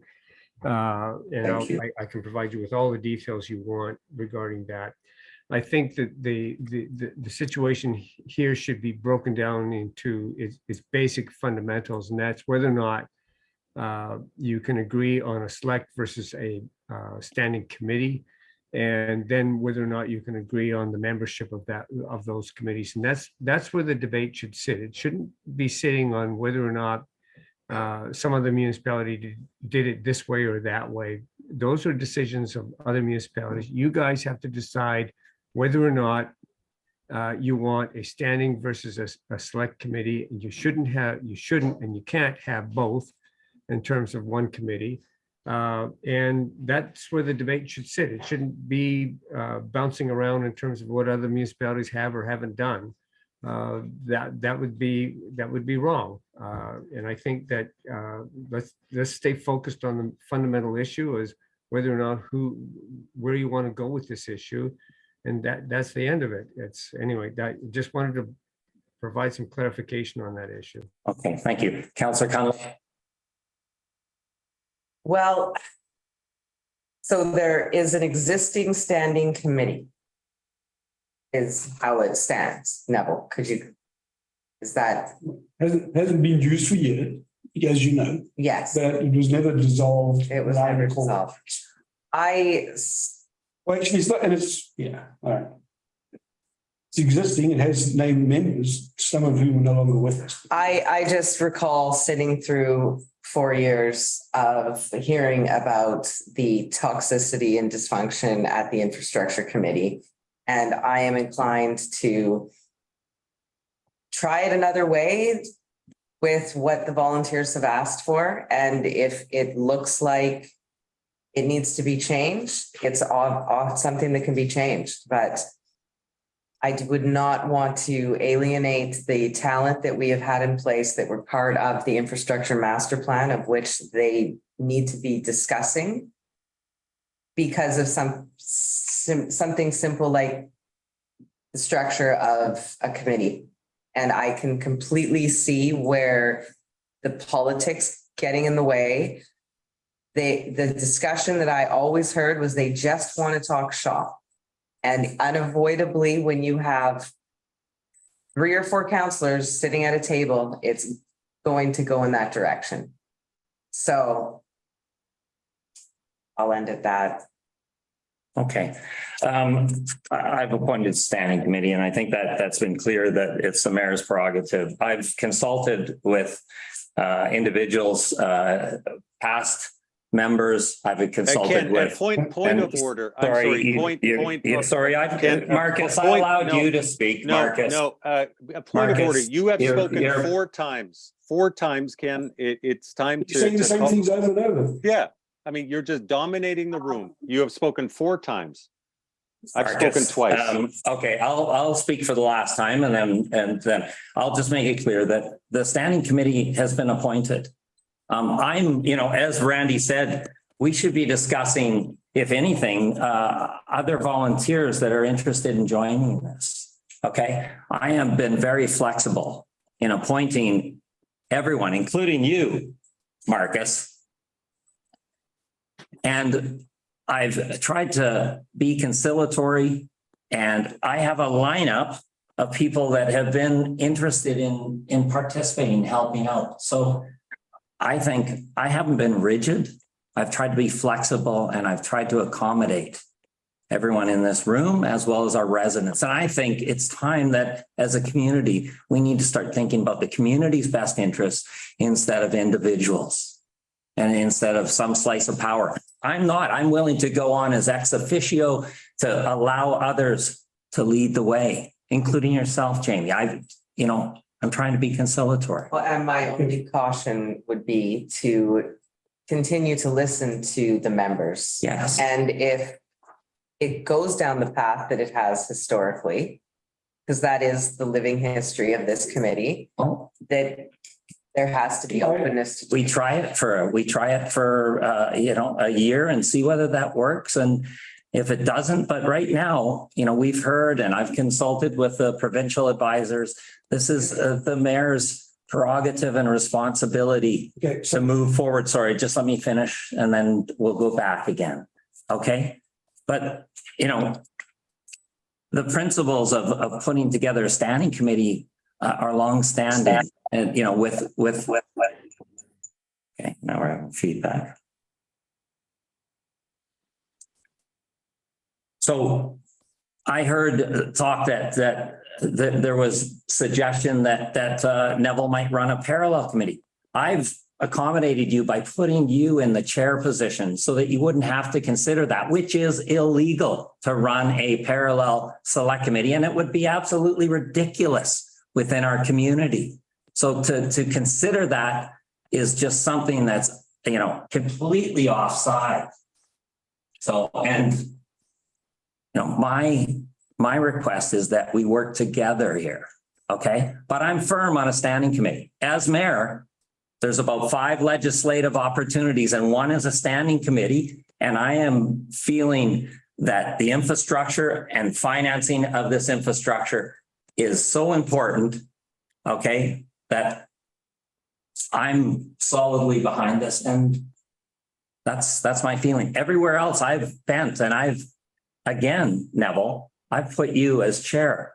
Can you tell me that 20 times tonight? I don't need to hear that. So then all I need to hear from you is whether you want to accept that or not. Because if you don't, then we have to make other arrangements, which I don't want to make. Okay, here's what I came. First of all, you keep talking about conciliatory, and all you're doing is this top-down approach. It's my way or the highway. That's all I'm hearing out of you. I came here to put a resolution forward. The motion is motion that council directs that a select committee be struck with matters relating. It's out of order. It's out of order. That is out of order. I'm putting a motion. It's out of order. You can't. No, it is not. Strike a select infrastructure committee, and I'll read the legislation if you want me to. Ken, stand down and let Neville put his motion forward. This whole thing. I'm going to put the motion forward. Sorry, the motion is to form a select committee. Okay, so standing committees get directed by council, as do all committees. They get directed by council, right? I want council to take the direction in, and I'm going to put a motion forward. Okay, The council directs that the standing committee be rescinded or. That's out of order. What? That's out of, well, I'll read it. The Council- community charter provides, Council give direction. the community charter provides that the mayor of a municipality the exclusive power to establish standing committees. Section 116, the mayor is the head and chief executive officer, which I've found as our advisors have now put me in the office. In addition to the mayor's responsibilities as a member of the council, the mayor has the responsibilities to establish standing committees in accordance with section 141. Standing committees of the council, 141, the mayor must establish standing committees for matters the mayor considers would be better dealt with by committee and must appoint persons to those committees. There is no limitation on this power set out in the community charter. There's no limitation on this power. You made that part up. And council directs all committees, standing and otherwise. Mr. Mayor. The standing committee has to go to the council. We agree on that. Terms of reference. Sorry, time. Sorry. Mr. Mayor. Randy was trying to. Yeah. I think it's really important that rather than trying to relate each other's experiences and perspectives on the act is to ask your expert, Deanna Campbell, what her view of this is, because it's not going to go anywhere until you get some expert advice, and she's an expert in this area. Thanks, Randy, but I haven't encountered this before. But it's my understanding that if there's already an existing standing committee established by the mayor, then a select committee that would have the same purpose cannot run parallel to an already existing standing committee. There can't be two committees, two different types of committees that have the same mandate, purpose, and function. And I don't think that's explicit in the legislation. I think it's just implied in the legislation and potentially through some case law. And I'm happy to look into it a bit further, but I've never heard or seen of a situation where there were two parallel standing and select committees mandated to do the same thing. I think you could see how the dysfunction of that would come out. So I mean, I'm happy to look into it a bit further if you'd like, but it might be something that you need. Deanna, can I ask you a question? Can I ask you a question? How is it the case that a standing committee has been established? No terms of reference have been approved by council, and nothing's come before council. Excuse me, Ken. Would you please let me speak for once? We do have a speaking order. We do have a speaking order, Councilor Roberts. So I'm being polite on allowing you to move forward. I have. Okay. Yeah, thank you for your very generous. Well, there is a speaking order. I've got it right here, and you've cut in on that order. Okay. I have a question for Deanna, which is if no terms of reference have been approved and nothing has come before council, and the committee a standing committee has received no direction from council as per our procedures bylaw, section 52, how could one even conceivably say that it is established? Well, I don't have the history of when it was originally established. I can give the history. Deanna, maybe I'll help you out with the history. Started a select committee on the previous council and it changed to a standing committee. Became dysfunctional. It stopped functioning. It was never officially resolved by resolution. Those terms of reference are not the ones Ken's suggesting. They're not the same form of committee that he's suggesting. The people on that previous committee were councillors, myself, as a current councillor, I was the only one left, and the resident people that you heard speak. So they were still named on that previous committee, but it's not A, it doesn't have a full membership. B, it hasn't functioned for some time, over a year. But it wasn't officially dissolved.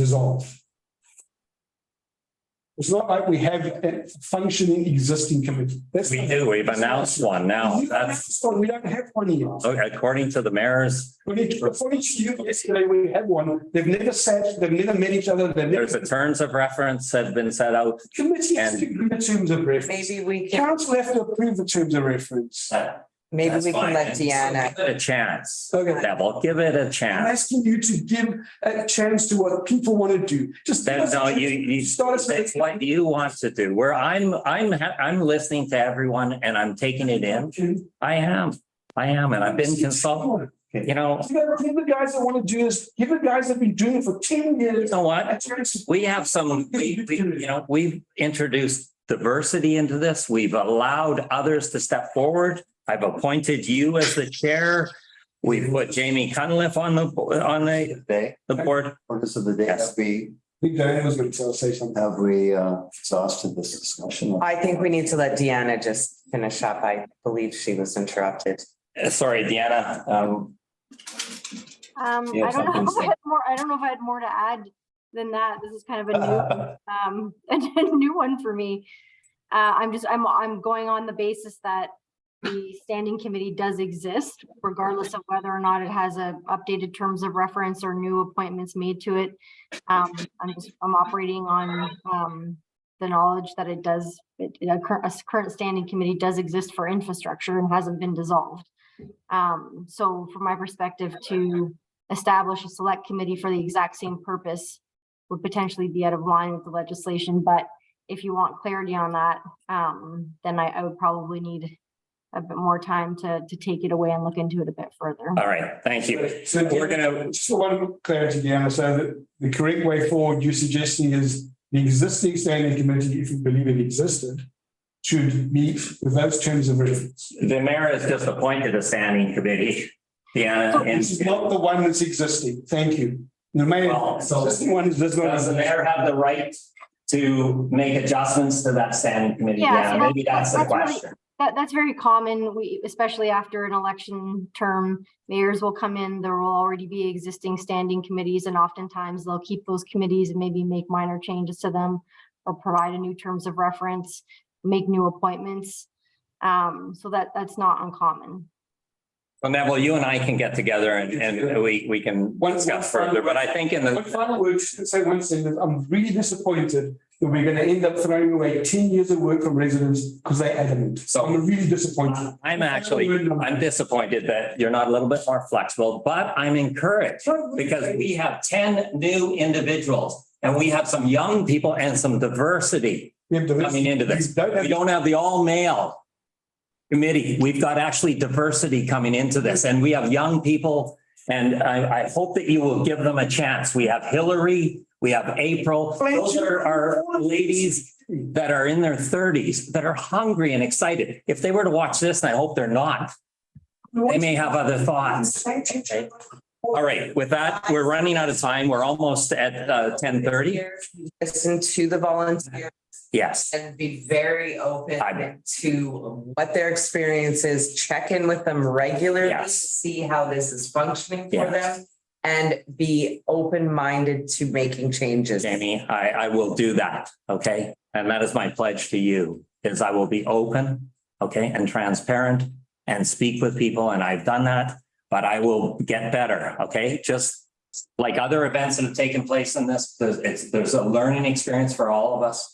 Last 6 months, all I know is that it hasn't been good for the village. So let's move on. The next item on the list is the emergency services, item E1, RCMP report, page 44. Move acceptance. Okay, second. Yeah, second. Okay, all in favor? Yeah. Okay. Resolution 11A, motion that the council appoints Marina. Okay, thank you. As acting municipal coordinator, as screening officer, as per the bylaw notice, bylaw number 385-206-2006, as amended. Motion second. Second. All in favor? Yes. Yes. Opposed? Carried. Okay. Next item, motion that council appoints Mike Jury as a building inspector for the village of Lions Bay. Do we have a motion? Almost. Second. Second discussion. So I'll start. I mean, Mike is a wonderful guy. I know he has, construction background. I'm just not sure about the process of education and so forth. Like, have we ensured that we're not exposed to any kind of liability, like our insurance? Like, do we have the right kind of experience? And I would be more comfortable if we had a mentorship sort of scenario in place where, you know, he could learn from. I don't know what the possibility of reaching out to Dave Butler and seeing if he'd be willing to provide some mentorship there, but I don't understand what the process to become a building inspector entails. And I mean, it's stated that he'd done training. I'm not sure what that means. This isn't Langley. It's Mr. not. Mayor, if I could address some of those issues that I Yes, think please. Councillor Cunliffe is, I think they're important issues to address if I can Yes. help you out with that. Go ahead. Sorry, Randy. First of all, yes, the ideal situation is to hire a building inspector with all the levels that they require, that they need through their professions. That's ideal, but that's not happening in British Columbia right now. We have a serious shortage of experienced and trained staff out there, all over British Columbia. Number two is that that in terms of building inspections, there is an accepted protocol that buildings need to be inspected by geotech and foundation engineers and sign off on the various schedules that are provided. And if they do that, that's okay. Now that's, in my opinion, that it is only an interim emergency strategy that you employ when you have to, but there are lots of municipalities in Canada that employ that 100%. They don't even have inspectors anymore. I don't agree with that. That's another issue. In your case, you have no building inspectors. The idea behind this particular one, and I don't know this person, is that to provide training and support for this person to get all the certifications he requires to be a building inspector 1, 2, and 3 level. And I think that's the right strategy. If you are asking the question, does he have any mentorship out there? We can provide that for him. We can provide experienced building inspectors that in other jurisdictions that are retired to provide assistance when big questions come up for them. So in the absence of experienced people, this is probably the best case scenario that you can come up with. And I hope that helps you out. Randy, thank you for that. And I'll go second on the speaker list, and then Thank you, Randy. we'll do Broughton, then Reuter, and then Abbott. So in my position in the office, I've had the chance to reach out again to the other communities because this building inspector is one of the critical areas. I've reached out to 2 communities, and both of them are shorthanded on staff. But one of them, in fact, as of today, said, "I can't believe you called at this time," because they're in need of help as well. And they said, "Look, we're mentoring 3 new inspectors. We would be more than happy to provide, subject to, you know, if your individual only has a day or a day and a half requirements, we would love to get him and we'll mentor him under our senior staff. And in fact, if there's any question about his approvals, we'll send over one of our staffs that is more senior to help Lions Bay." And he was almost taken back that it was a coincidence that I reached out. So we've got 2 different communities that are shorthanded, and you know, the Mike has taken the training. We've hired him. He's got the opportunity now, as Randy referenced, to get mentorship and actually to perhaps have a bit of an exchange program, almost, for lack of a better term. where we can call upon these other communities. So I think, you know, we're moving in the direction that we've been struggling to get to. So I think this is positive. And that's just my comments. And Councillor Broughton, you're next, and then Councillor Reuter and Councillor Abbott. Okay, when I attended the Howe Sound Community Forum, one of the topics was not about Howe Sound. It was specifically, it was around building inspector, shortage of staff, in particular building inspectors and also plan checkers. Whistler was unable to move forward with a number of projects because they didn't have anybody to check the plans to make sure that they met the various criteria. So, and then they had serious shortage of building inspection, which was causing huge delays and huge costs. So we've got an individual who's available, who is calm and competent and very capable. And he has a construction background as far as I know. He's trained and is prepared to and will be mentored by a local municipality and will be receiving ongoing professional development. I don't see a better scenario for us at this point in time. So I think we just the appointing of the building inspector, he has been hired, he has been trained, and the appointment, in my understanding, is to ensure that it meets the provincial building code requirements. Is that pardon me, Michael. I just want to interrupt here. We're at 10:30. I'll finish. Sorry. We need to extend the meeting. Yeah. He's saying he wants to extend the meeting. Okay, let's extend the meeting another 15 minutes. All those in favor? Yes. No, not 15. 5 minutes. Why 5? We've got plenty more to do. Good stuff. How long do you want to go? Until we're done. Let's do 30 minutes at this point. How far out of time? Just 30 minutes? Yeah. Councillor Cunliffe, Yeah. 30 minutes? Okay, extend the meeting 30 minutes. All those in favor? Aye. Yes. Opposed? Motion carried.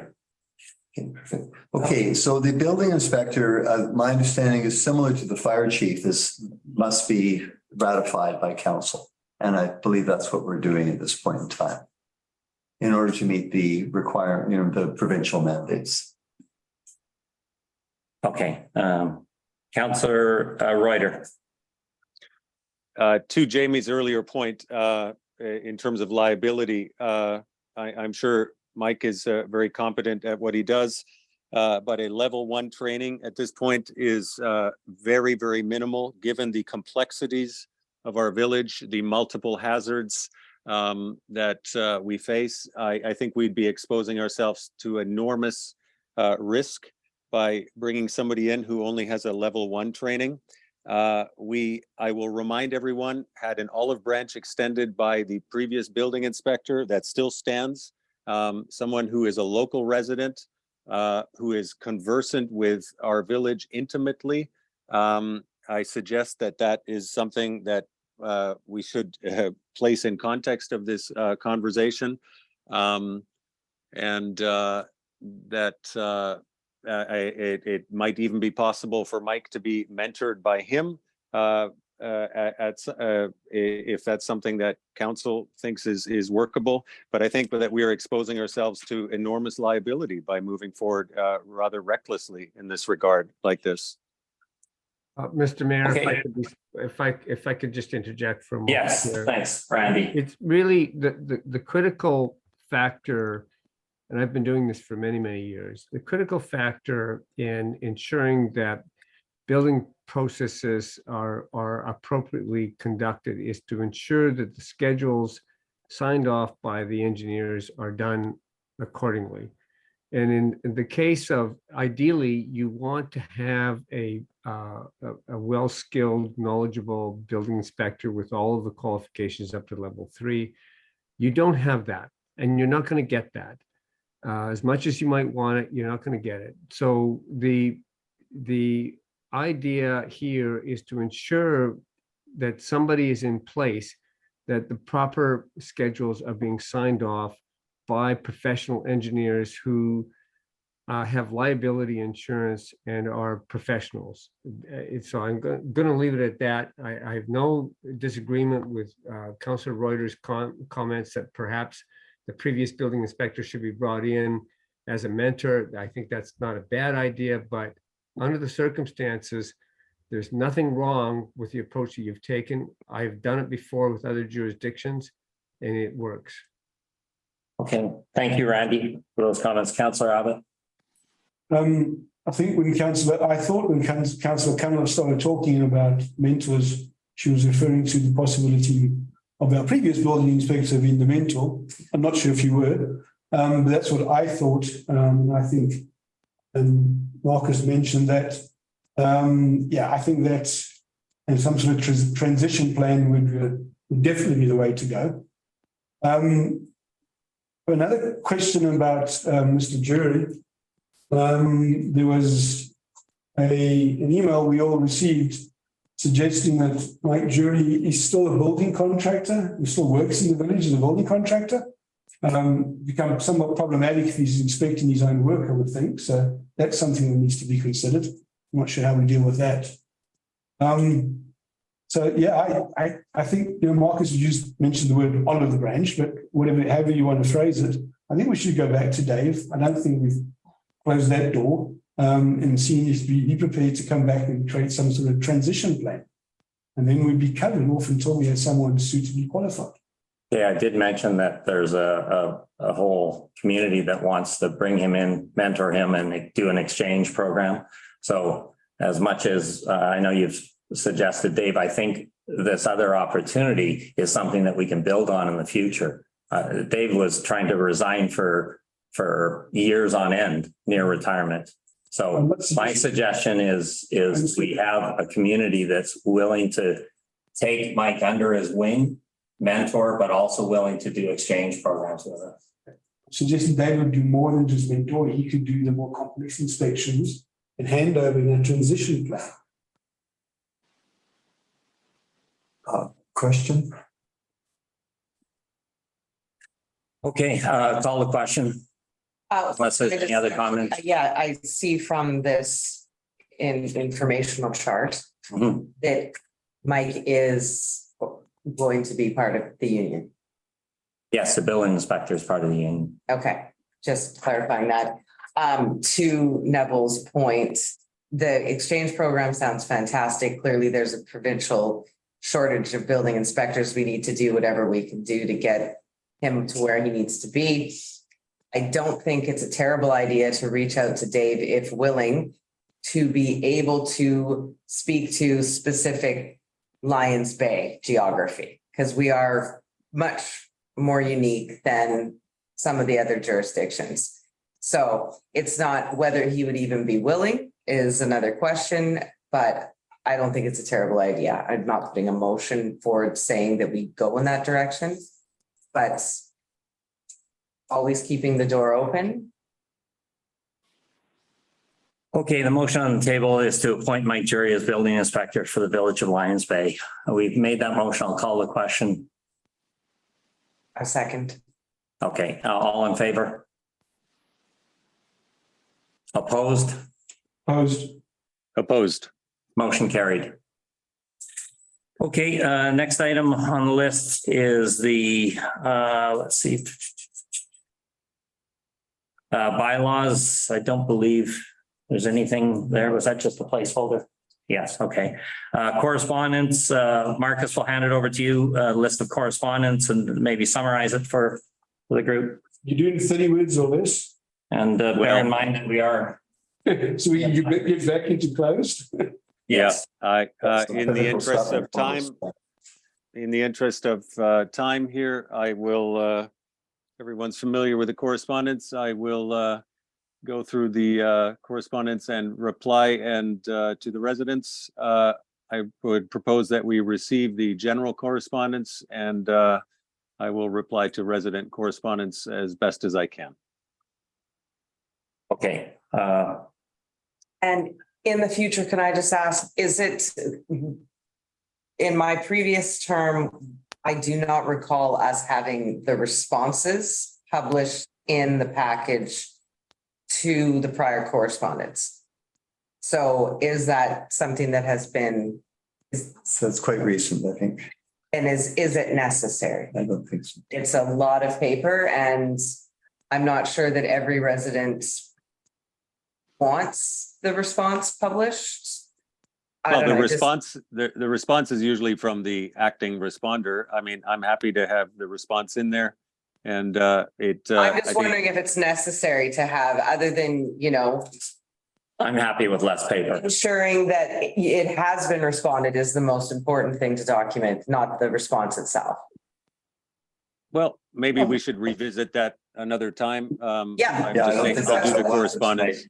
Yeah, good point. Okay. Okay, Uh, could I just highlight a couple of quick things? Mr. Bain's concerned about the 6 bin thing was an item that came up in the last council and was dealt with at that time. And I think it was an error that it was put on the statements on the billing. So I don't know, it's something that we need to discuss. It just acknowledge that it was an error And we're still at unlimited as we. we're still at unlimited. And in light of the fact that the primary reason for that was so people would clean up the dry things on their property. And in light of the fire that we just had, it just reiterates the importance to do that. I'm good with that. So just to pick up on Mr. Bain's concern, which I share. The other matter is that multiple letters are concerning parking. And I really think that we should very seriously consider getting the parking committee going immediately. And also concerns about the highway. So I'm thinking both the highway and these just keep getting bunted along meeting to meeting to meeting.